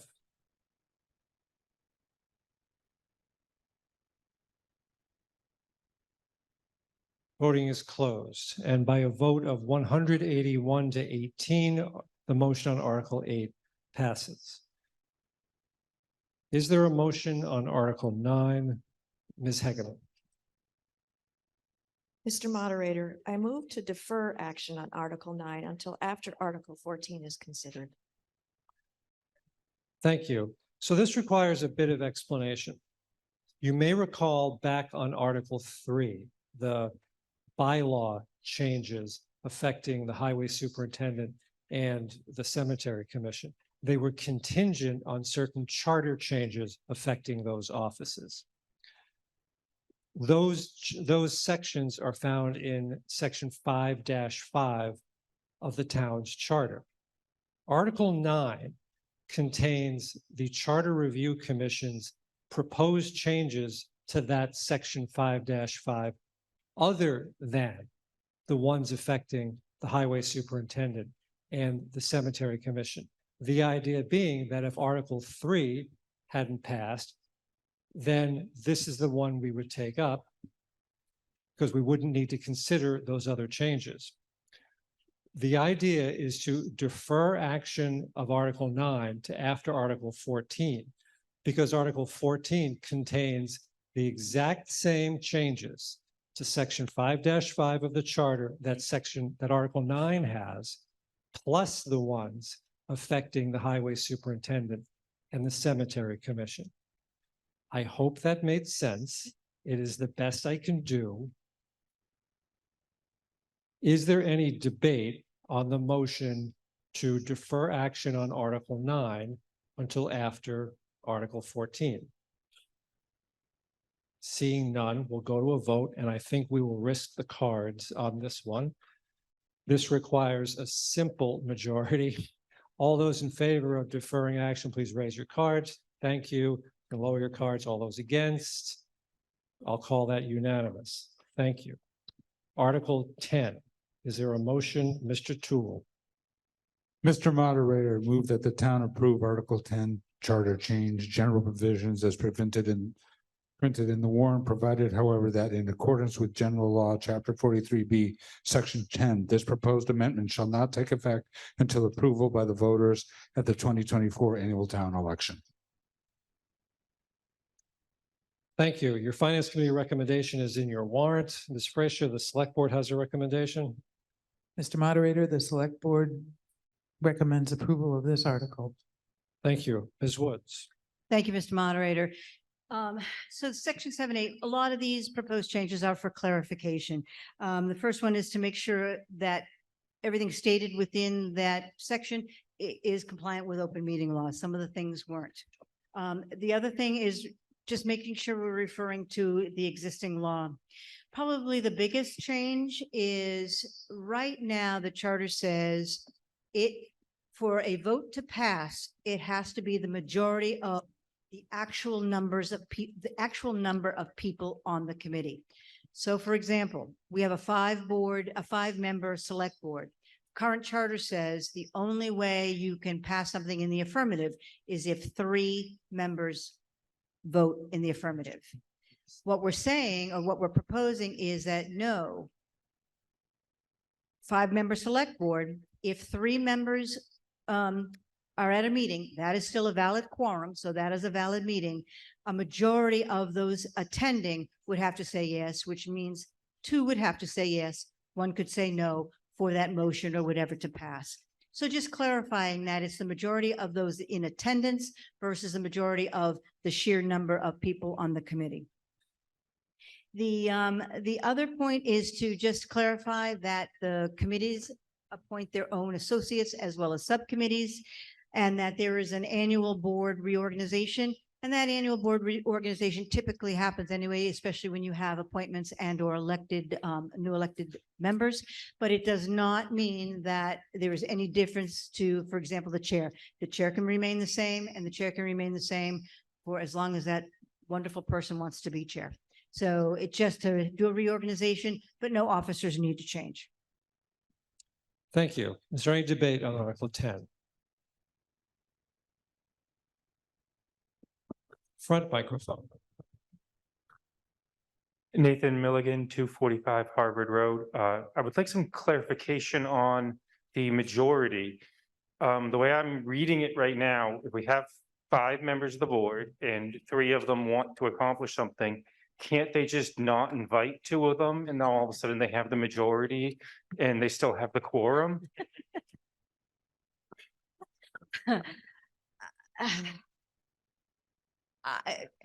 Yes, please. Ms. If- Demkoski. If only. Yeah. No, all members of public boards, I'm sorry, all meetings of public boards are posted in accordance with the open meeting law. So it has to be posted 48 hours prior to the meeting. All members would be aware of it. You can't hold secret meetings. So they would all be aware. If 3 only chose to attend, then as was discussed, 2 out of the 3 could vote affirmative and the motion would pass. Side microphone. Hi, Elise Jardine, 37 PBD Drive. I was just wondering, my apologies if you said this and I missed it. What is the quorum for a meeting to proceed? A quorum is going to depend on the number of members on a board. So it has to be more than half. A 5-member committee, a quorum is 3. A 7-member committee is a quorum of 5. 4? 5. 4. Okay, thank you. My math, sorry, it's late. Ms. Demkoski. I do just want to add that a quorum is the number of members that the committee should have. So if a committee only has 4 people, the quorum is still 3 because the committee is made up of 5 members in total, even if there are vacancies on the committee. So just keep that in mind, folks. Thank you. Front microphone. Mark Grumman, 68 Elm Ridge Road. I'm wondering if somebody could clarify why the statement at the end of section A was struck out. It reads, or used to read, except as authorized by law, all meetings of all multiple member bodies shall be open in public. My question is, are these meetings now no longer open in public, open to the public, or could you please clarify? Ms. Woods. Oh, I was going to say, Kathy, could you address that question, please? Ms. Farah. Kathy Spera, 74 West Acton Road, and speaking as a member of the Charter Committee. So no, all meetings would still be public meetings. As Ms. Woods said earlier, there are a number of provisions in this charter that were written before the current open meeting law. There's no need to say that meetings have to be open in public because they are required to be open in public. On the issue of if I might, the votes and the quantum of votes, this provision that's in the charter, I would say, is fairly obscure. I don't think that most boards and committees in Stow know that it even exists. And I think that typically the votes that are taken in the way that we are proposing they be taken, which is generally the way votes are done under state law. So this is a little bit of an odd provision and we wanted to take that opportunity to correct it. Thank you. Thank you, Kathy. Side microphone. Yeah, Steve Jelinek, 88 Peabody Drive. I think this is the Peabody Drive microphone. You can take it out if it's little cradle. I would just like clarification that what we're proposing to do with our charter does not violate state law. It does not. Do you want to address that? The gentleman seems satisfied. So front microphone. Maureen Crawford, 34 Harvard Road, and I am speaking as a CPC board member. I am in favor of this because last week we had a meeting for the CPC and we did not have a quorum. So we could not hold our meeting and we could not approve some invoices. Thank you.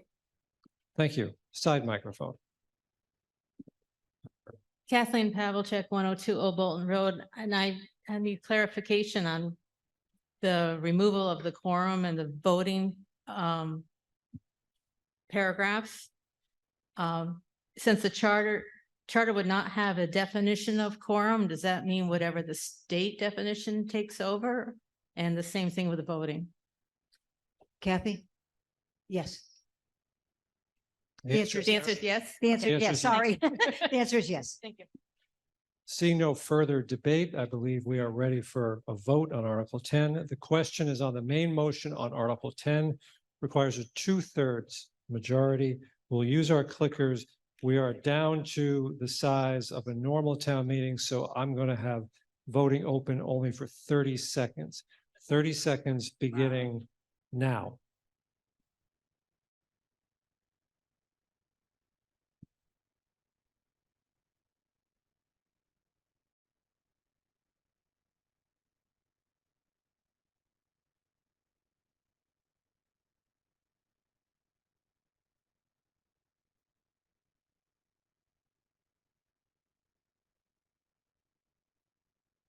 Ten seconds. 5.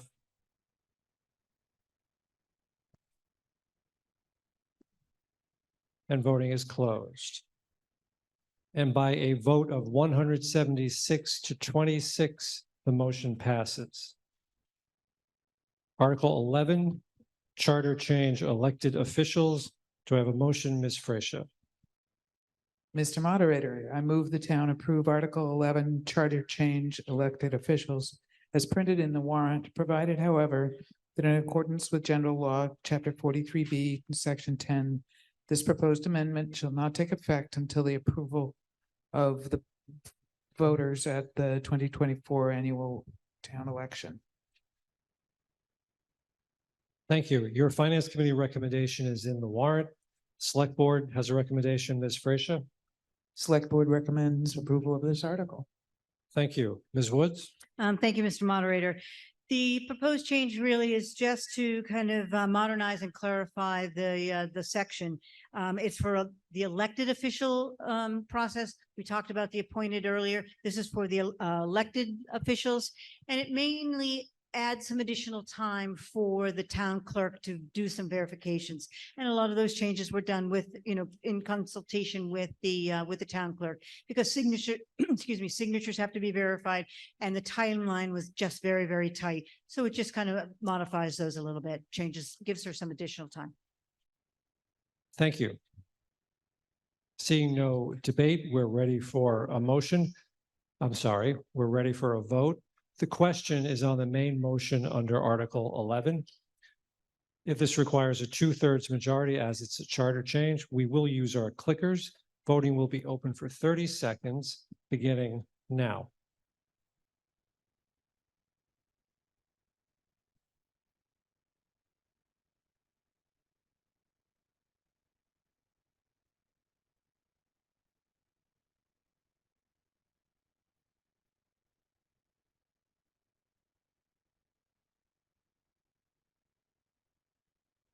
Ten seconds.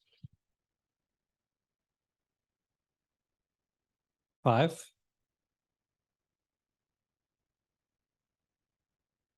And voting is closed. And by a vote of 193 to 5, the motion passes. Moving on to Article 12, Charter Change General Provisions. Do I have a motion, Ms. Birch McMichael? Mr. Moderator, I move that the town approve Article 12, Charter Change General Provisions as printed in the warrant, provided however, that in accordance with General Law, Chapter 43B, Section 10, this proposed amendment shall not take effect until approval by the voters at the 2024 annual town election. Thank you. Your Finance Committee recommendation is in the warrant. Does the Select Board have a recommendation for Ms. Fraser? Mr. Moderator, the Select Board recommends approval of this article. Thank you. Ms. Woods? Thank you, Mr. Moderator. This reflects proposed changes to Section 7.5 definitions. And I'm only chuckling because if you only knew the amount of time we spent talking about and debating the definition of bulletin board,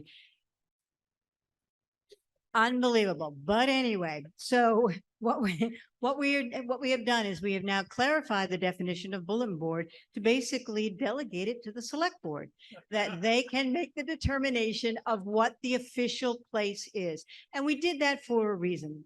And that reason was select board holds their meetings in open session. So that gives all of you the ability to go to the select board meeting and go, I want it to be this. The other thing is, it was mainly that as well. Yeah, it was that.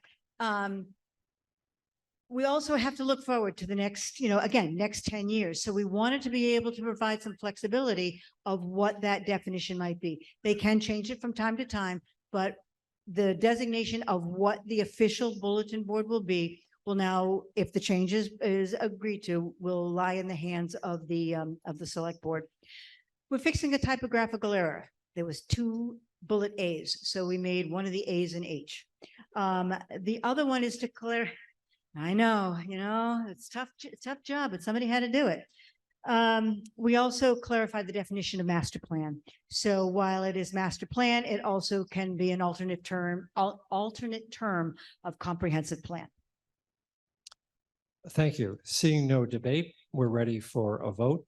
The question is on the main motion under Article 12, requires a 2/3 majority. Use our clickers. Voting will be open for 30 seconds, beginning now.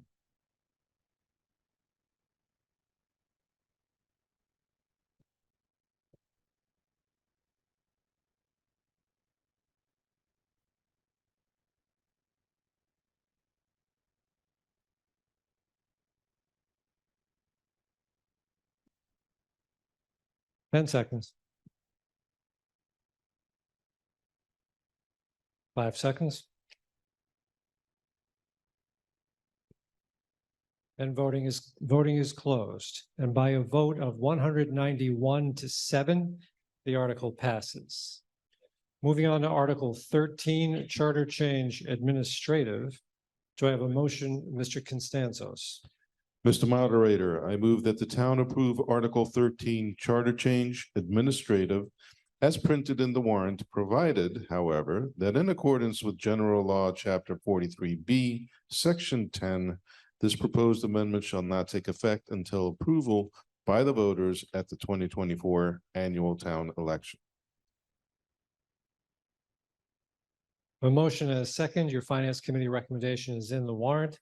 Ms. Fracia, Select Board recommendation. Mr. Moderator, Select Board recommends approval of this article. Thank you. Ms. Woods? Thank you, Mr. Moderator. One of the things that we're seeing in the world is more and more local newspapers are going out of business. We're very fortunate to have the Stow Bolton Independent. So we have the ability to continue to publish things in the paper, public hearings and things like that. But again, we have to look forward. This charter wouldn't be reviewed again for 10 years. So what we're doing, or the proposed change, is to eliminate the requirement to publish certain things in a newspaper. And those certain things are the school budget, the town budget, as well as a reorganization of any agencies. So again, just eliminate that need, because otherwise, if something happened to the Stow Bolton Independent, we would have to take out and print it in, be it the Globe or Metro West, and the expense would be very, very high. And how many people in this room get the Globe or get Metro West? So we would reduce the number of people who would see that notification. The other thing that this proposed change would allow for is extending the period of time in which the town administrator has to submit the budget. Right now, it's 60 days prior to town meeting, and we're saying we're proposing the change to 30 days. And a part of that is because a lot of times the school budget numbers are coming in late, as well as the state aid, and we want to make sure that the budget that is published reflects the most up-to-date information. Thank you. Seeing no debate, we are ready for a vote on Article 13. The question is the main motion under Article 13 requires 2/3. We'll use clickers. Open for 30 seconds, beginning now.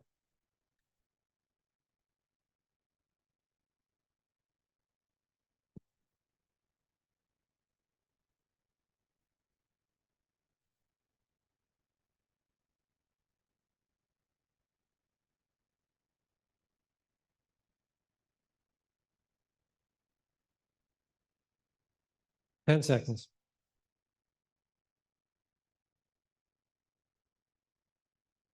Five.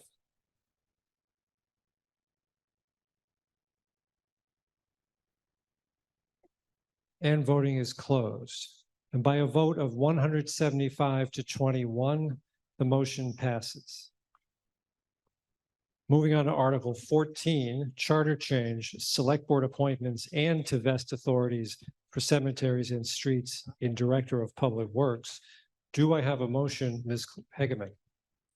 Mr. Moderator, I move that the town approve Article 40, Charter Change, vest authorities for cemeteries and streets in Director of Public Works as printed in the warrant, except that, quote, service officer, unquote, after veterans shall be underlined as text to be inserted, provided, however, that in accordance with General Law, Chapter 43B, Section 10, this proposed amendment shall not take effect until approval by the voters at the 2024 annual town election. Thank you.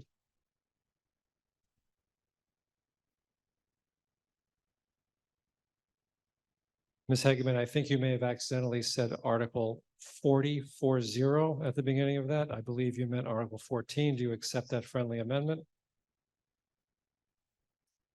You're welcome. And does the second accept it? Without objection, so amended. So a brief word of explanation on this. You may remember my exceedingly clear explanation about 20 minutes ago about Article 9. I'm not going to repeat that, but Article 9 includes Article 14 includes all of the changes that were proposed in Article 9, plus the ones that affect the highway superintendent and the cemetery commission that are linked to Article 3. You got it? Okay. Also, you may have noticed in Ms. Hegeman's motion language, a bit of strange language about service officer. That comes from the fact, if you look at page 26 of your warrant, very close, 3 lines up from the bottom, where it says a veterans, and then the word agent is crossed out. The words service officer are new, and they're supposed to be underlined. We noticed that in the middle of the town meeting. So all Ms. Hegeman's motion did was make clear that it's underlined. It's added. Ms. Woods. Thank you, Mr. Moderator. We're in the home stretch. Article 14, again, this was one that we had quite a bit of discussion on because anytime you have a list, as soon as you publish a list, it goes out of date. So what we did is we tried to look at the list and note those different positions that were no longer in town, as well as adding the ones that were now created because of the passage of Article 3. So it's really just a cleanup of the list. Thank you. Front microphone. Wes Fisher, 200 Barton Road in Stow. And I think it's just a clarification question. Community Preservation Commission is made up of members from different committees. So I guess that's the reason it's not on the list. Is that right? I will let the town administrator handle that. Yes, that is correct. This list is solely for select board appointments. Side microphone. Yeah, Dave Snow, 12 Hastings. On the fire chief and full-time firefighting personnel, it should stop right there. I didn't know there was a board of fire engineers. We got rid of that a long time ago, didn't we? I'm sorry, I didn't catch the board of fire engineers. right. What was That's gone. Been gone for a while. error? No, just more to cross out. That's all. Thank you. Thank you. Seeing no further debate, I think we're ready for a motion. Oh, I'm sorry, we're ready for a vote. The question is on the main motion on Article 14. Requires a 2/3 majority. We'll use our clickers and I'll have voting open for 30 seconds beginning now.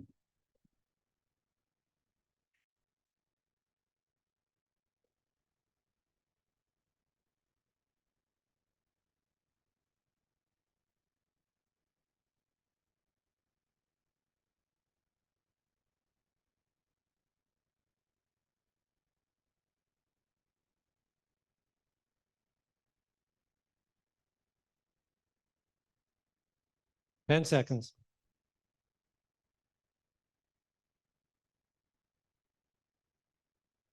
Five. And voting is closed. And by a vote of 188 to 4, the motion passes. Ms. Woods, you asked for a minute? Yes, I did. Thank you, Mr. Moderator, and thank you, everybody, for sticking out a lengthy night. One of the things I do want to do is, first of all, recognize the committee. As I mentioned early on, we have been meeting tirelessly for the past year, typically every other week.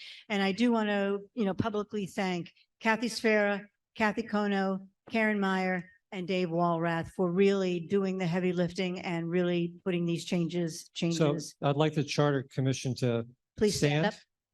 And I'm going to waive the no applause rule.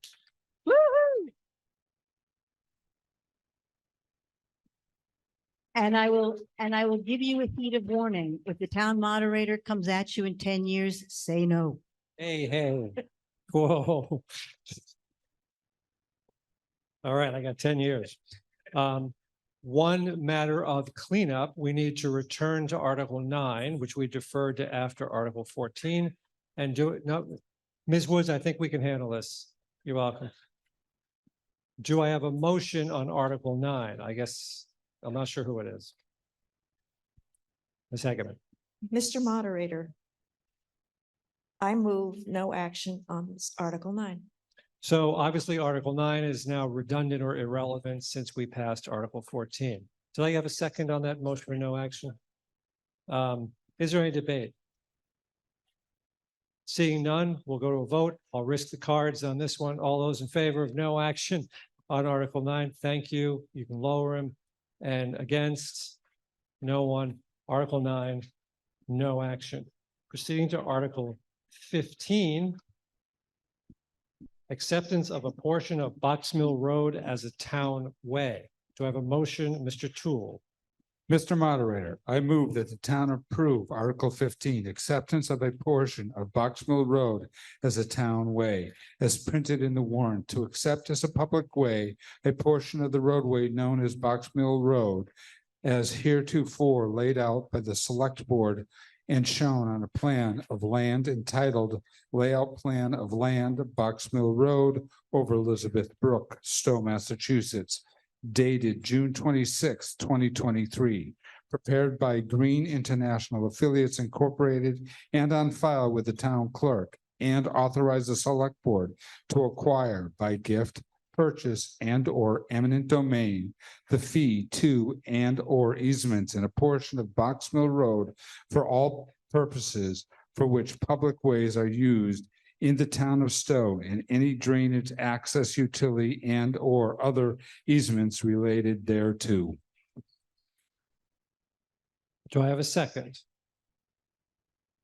Thank you. Your Finance Committee recommendation is in the warrant. There's no formal presentation, but I think the town administrator will give us a very brief explanation of what this is all about. Yes? Yes, so the state is graciously giving us some funding to replace Box Mill Bridge. As a requirement of that, a small piece of the road on the Carver Hill side needs to be accepted as a public way, so we can use public funds on that project. All right. Last call. Yeah. She beat me to it. If you're leaving, please try to do so quietly. Return your clickers and your cards. And don't play with the lights on the way out, please. Thank you. I don't think I see any debate. No, and if not, we'll go straight to a vote. This is on the main motion under Article 15. It requires a 2/3 vote because it's taking. I'm going to risk the cards on this one. All those in favor of the main motion of 15, raise it. Thank you. You can lower the cards. All those against. Thank you. Article 15 passes unanimously.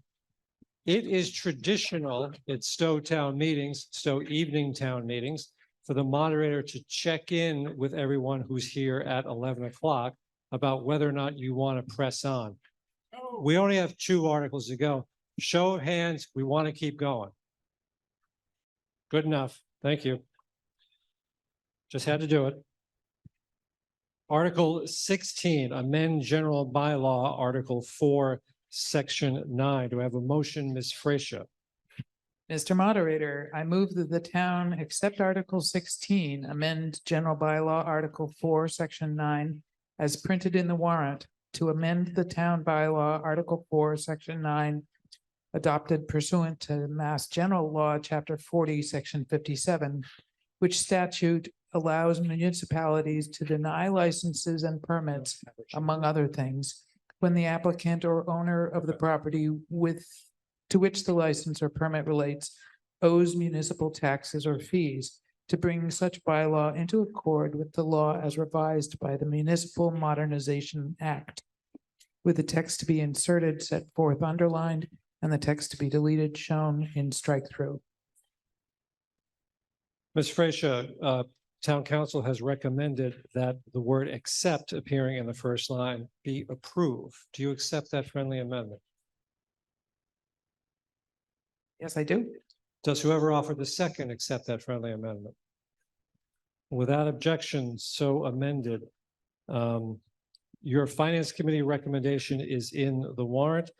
Ms. Demkowski, I think you have a brief explanation about this. Very quickly, our current bylaw allows us to withhold a license or permit for folks that owe us taxes if they're older than 1 year. This would allow us to withhold a license or permit for anyone that has past due taxes up until present day. Seeing no debate, I believe we're ready for a vote. The question is on the main motion under Article 16. It requires a simple majority vote. I want to risk the cards again. All those in favor, please signify by raising your cards. Thank you. You can put them down. All those against? Near unanimous. Thank you. Who's playing with the lights? Okay. Article 17. A citizen's petition. And Mr. Miller. Mr. Miller, you can do your presentation. Mr. Miller? You can do your presentation from up here, or you can do it at that microphone where you are right now. So. Is it on? Hello? Oh. Okay, It's on. we're gonna, Mr. Miller, do you have a motion?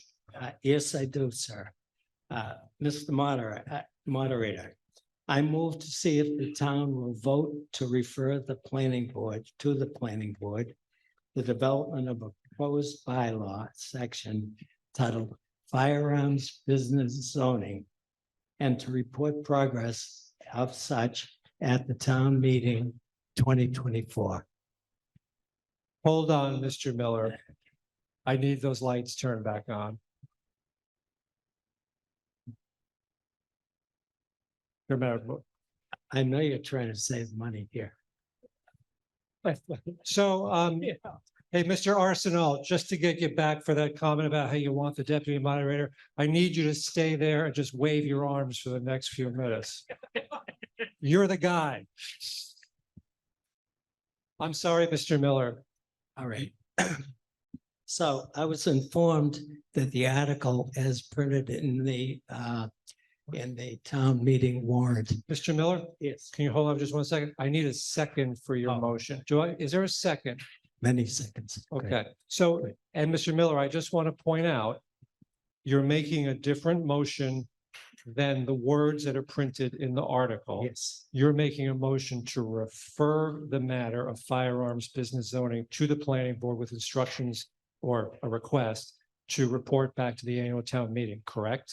Yes. And I just want to inform you and town meeting, such a motion would generally be unenforceable. If they didn't do it, didn't report, nobody could do anything, though I certainly would allow you to ask at a spring town meeting where such a report was.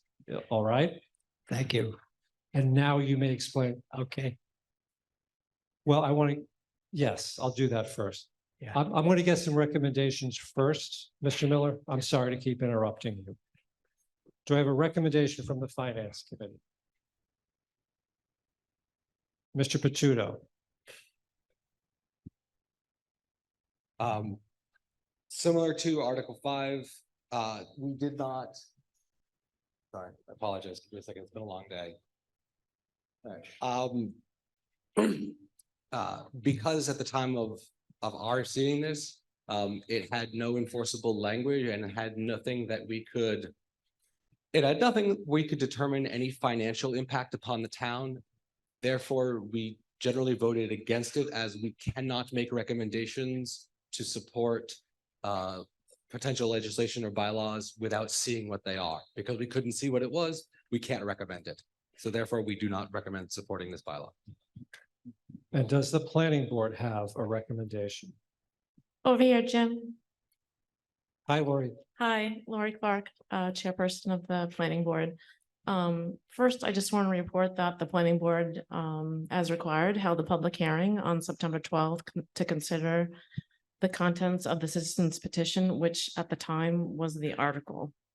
And at that time, the board unanimously voted to recommend that the town not support Article 17 as it lacks specificity and does not provide zoning bylaw language. While the board noted that this topic is of interest, as written, it is unclear whether the petition seeks to limit firearms businesses or allow them. The board is committed to researching other town zoning amendments and soliciting input from residents, business owners, landowners to create zoning bylaw language to regulate firearms for the town meeting approval. And like any proposed zoning change that would include a public hearing at the time to gather input. However, the board cannot support the petition as written. Now, that was about the article. Now that the motion has changed, the planning board has not had the opportunity to vote on the reinterpretation of the petition. However, the suggested language is non-binding, as you mentioned, and does not provide specific zoning language for the board to consider. The board does acknowledge that a report on any progress to the research I mentioned could be requested at town meeting. Thank you. Now you can do your presentation, Mr. Miller. I apologize for that. Okay, let's try and wrap this up. Yeah. Okay, listen, I was informed that the article as written was out of order. And I guess the reason is that you can't direct a town meeting, direct a department to take an action like that. I always also realized that it's non-binding. It's not a binding motion. That's why the change in the as shown on the slide. The background on this, from my standpoint, huddles on a couple of things. One is that there is no bylaw in our town today for firearms. And so that this is a request for the town, intent of the town to go ahead and get one in place. So when the town planning board evaluates a business or opportunity in the town today, they do it as exactly as the existing bylaws are worded. So there's no speculation. It's right as the law says, bylaw says. Other towns, however, haven't in fact, as you might know, enforced and put into town bylaws for special bylaws for firearms businesses. For example, the town of Littleton has a bylaw in place. It's shown on the next slide, and it was approved by the Massachusetts Attorney General.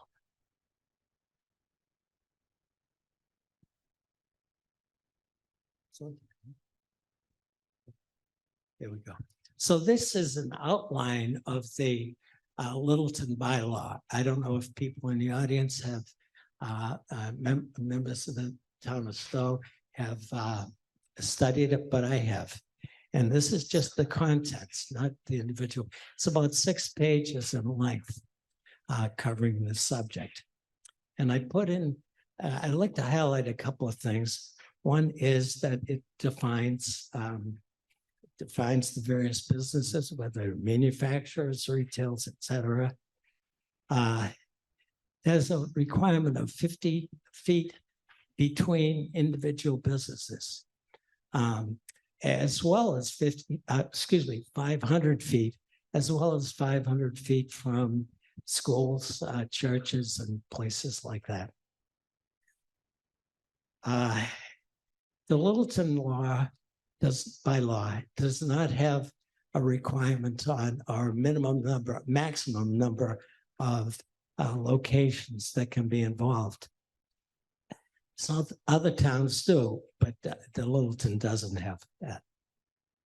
And also notice that the bylaw was only passed in December 22. So this, and as in its current form, it was amended in June of 2023. And the amendments had to do, I call them strengthened, but they had to do with termination of permits, transfers, the ownership, transfers and ownership, et cetera. I've been asked by a lot of people, friends, and not so friendly people, that some questions. I'd like to respond to a couple of them. One is, won't the planning board do this anyway? And yes, I think they will. I think our planning board will do that, but you got to recall that they haven't taken any action yet, and the fact that they're all they have limited resources and they're all volunteers, just like most town boards. So 30 seconds. Mr. Things Miller. come up and you deferred and you can't get to the actions. Finally, I just want to say, I don't think this is a waste of time. I think it's a stake in the ground, and I urge you all to vote favorably for this. Thank you. Thank you, sir. I just want to clarify, Mr. Miller's correct. We had several conversations about if he offered a motion in the original article language, would I find it to be in order? After speaking to council, I told him that I would not. It had several problems. Number one, it purported to be something that amended the zoning bylaw, but didn't actually have zoning language. As Mr. Miller alluded, it didn't just refer an issue to the planning board, it told them what to do with it. It essentially told them how to vote, which not even town meeting has the power to do. A minor problem was that it seemed to put something on the warrant of the next town meeting. One town meeting cannot put something on the warrant for another town meeting. I was willing to reinterpret it to be as close as Mr. Miller could get within the law, to be a motion to refer to the planning board with a request to report back at the annual town meeting, but Mr. Miller has courteously made a motion to that effect. We'll now have debate, starting with the front microphone. Tracy Winslow, 6 Warren Road, number 2. I'd like to draw attention to the reason that Littleton did put that that measure in place that he mentioned and why it was amended. So the gun mill in Littleton, as of last year, was the largest collection of federally licensed gun dealers in the nation. It had 80 business certificates that were issued to people that had licenses to assemble guns from parts and resell them, which is a way to beat state restrictions on firearms. They were specifically, among other things, selling AR-15 components, which are easily assembled into working AR-15s, despite a ban on AR-15s in Massachusetts since 1998. In fact, shortly after that, federal charges were brought against one of the operators of one of those businesses in the Littleton gun mill because one of the guns that he sold parts for was found at a crime scene in Hyde Park with a person who was not licensed to buy that gun and did not buy it. So what Littleton did is less than a year after they found this out, the town got an investor to buy the property at the gun mill to turn it into apartments. Now that that has been done, these gun manufacturers are looking for another place to go, and they want to come to Stow. So there was a permit filed to allow these gun manufacturers to relocate to the Gleasondale Mill. And at the August 30 15th seconds, ma'am. planning meeting about the public hearing on that permit request, more than 130 people joined the virtual meeting, but none of us had any opportunity to provide comment because members of the planning board used all of the time scheduled for questions that they said were meant to close gaps in the 10 application. seconds. So this is something that people are trying to relocate from Littleton to Stow after Littleton kicked them out. And this is something that we do not need in our community. Thank you. I will go to the next speaker. I want you to keep in mind, though, the issue is only whether to refer it to the planning board, not what the planning board should do with it. Side microphone. Hi, Trish Crawford, 34 Harvard Road in Stowe. And with that in mind, please tell me if I'm off course here, but I do want to provide some additional information. This is not to direct the planning board, but it is to say that there was ample time for discussion. And I'm fully aware of this bylaw, which also has been sent by Senator Eldridge's counsel to the Board of Selectmen, the Select Board, which basically eliminates any opportunity for any gun dealer. So I'm going to stop you. Okay. Okay. We're not talking about whether a bylaw is a good idea or bad, it's just whether to let the planning board think about it. That's all. So do you want to send it to the planning board? No. Okay. No, because What's your so alternative? much behind it. Okay, what's your alternative? My alternative is to vote it down. Okay, thank you. Front microphone. Please keep in mind what I just tried to say. Mark Estes, 259 Great Road. Yeah, thank you. I think you answered the question. So we're literally voting whether or not to have the planning board look to build a bylaw for a firearms business zoning or not to look for it. Lori's going to answer my question. Thank you. So actually it's non-binding. So they could look at it or not, really kind of no matter how we vote. But it's sort of a sense of town meeting that, yes, we want the planning board to look at this and we'd like to hear back from them. If they don't do it, there's nothing we can do. Nobody can kick them out of office. Other than I would let Mr. Miller or someone else stand up at the annual town meeting and say, hey, where's that report? Does that make sense? Yeah. All right. Ms. Clark, no. Ms. Clark does not have anything to say. Side microphone. Brian Imhausen, 9 Hastings Street. I was just wondering what, if a business were to apply today for a firearms retail facility in the town, is that not being considered because we don't have a bylaw to address a zone where such a business could be established? That is a relevant question, Ms. Clark. No, so someone earlier mentioned there's an application in right now. It's really, we don't as a town, based on the state law, govern use so we govern use as retail or manufacturer. We can't, outside of alcohol and marijuana, let's just take retail, for example. We can't, as a town, say, I don't want any tattoo parlors. Okay, so we can say whether we want retail in a certain area or not, but we can't say what type of retail.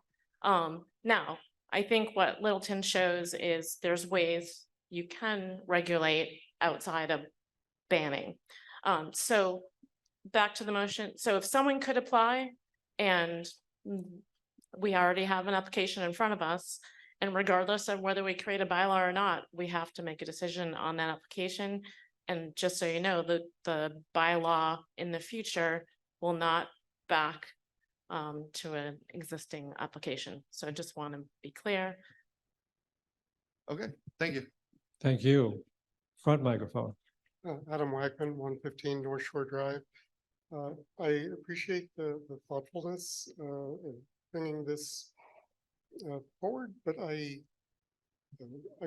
I'm against it just because it seems to not be the right procedure for getting the planning board to look at something.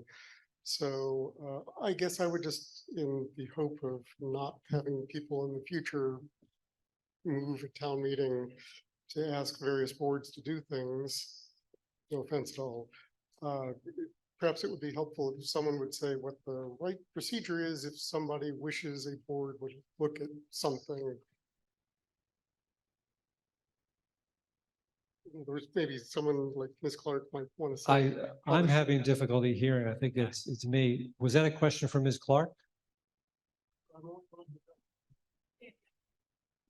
His question is, well, other than asking and hoping that things like this wouldn't come to town meeting in the future, his question was, what is the proper procedure to bring an issue to a board? I think it's a general question, not just a planning board question. This is not an improper procedure. I think we got to a good place where Mr. Miller is making, considering that he doesn't have bylaw language available tonight, he's doing the best he can. This is not an improper procedure. Of course, as we've seen at prior town meetings, it would be possible for a group of citizens to hire a lawyer and draft a bylaw and bring that as a citizen's petition. There's nothing wrong with this process. I hope that answers your question. I think the only thing I would add is if somebody has something they want the planning board to work on, you're welcome to contact our staff. Right. Come to our planning board meeting, which if you've been to one, you know that I'm pretty open to get input from the public. Do I get a comment? Last word, Mr. Can you make it within 30 seconds? I can make it quickly. Listen, I don't think, I considered just duplicating the Littleton bylaw and putting it in as a citizen petition. But that would have been totally out of process. How could you possibly consider the attributes of the Littleton in the context of Stow? It's a different town. We have different thoughts. And it deserved a good, thoughtful process like given by 10 seconds. I think that what this is, it's establishing, putting a stake in the ground. We want to do something. We want a bylaw and get on and get it done. That's all it is. Thank you, sir. With that, I think, can you make your comment quick, sir? Yes, I just had a procedural question. If town meeting does anything other than move no action on this article, does this preclude action on a substantially similar article being taken at a future town meeting?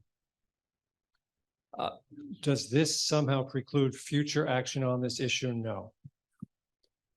No. In fact, what it literally says is it's referring the issue to the planning board with a request to to report back in spring, and they might report back with a bylaw, which we could take action on. Okay, so it would be a different article or a differently Yes. written, that would not be It would- subject to the restriction on. I'm afraid I don't understand your question. I believe there's a restriction on bringing the same article to a repetitive town meeting, the subsequent town meeting. If the planning board is ready to report back in the spring, we'll allow them to do that. Okay, thank you. We're ready for a vote.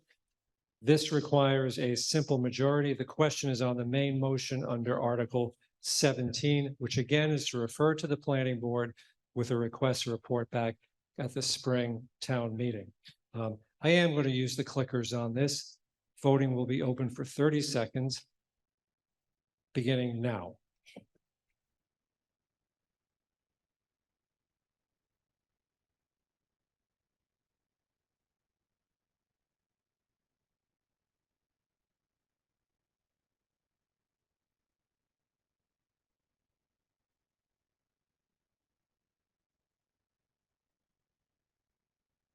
Ten seconds. 5.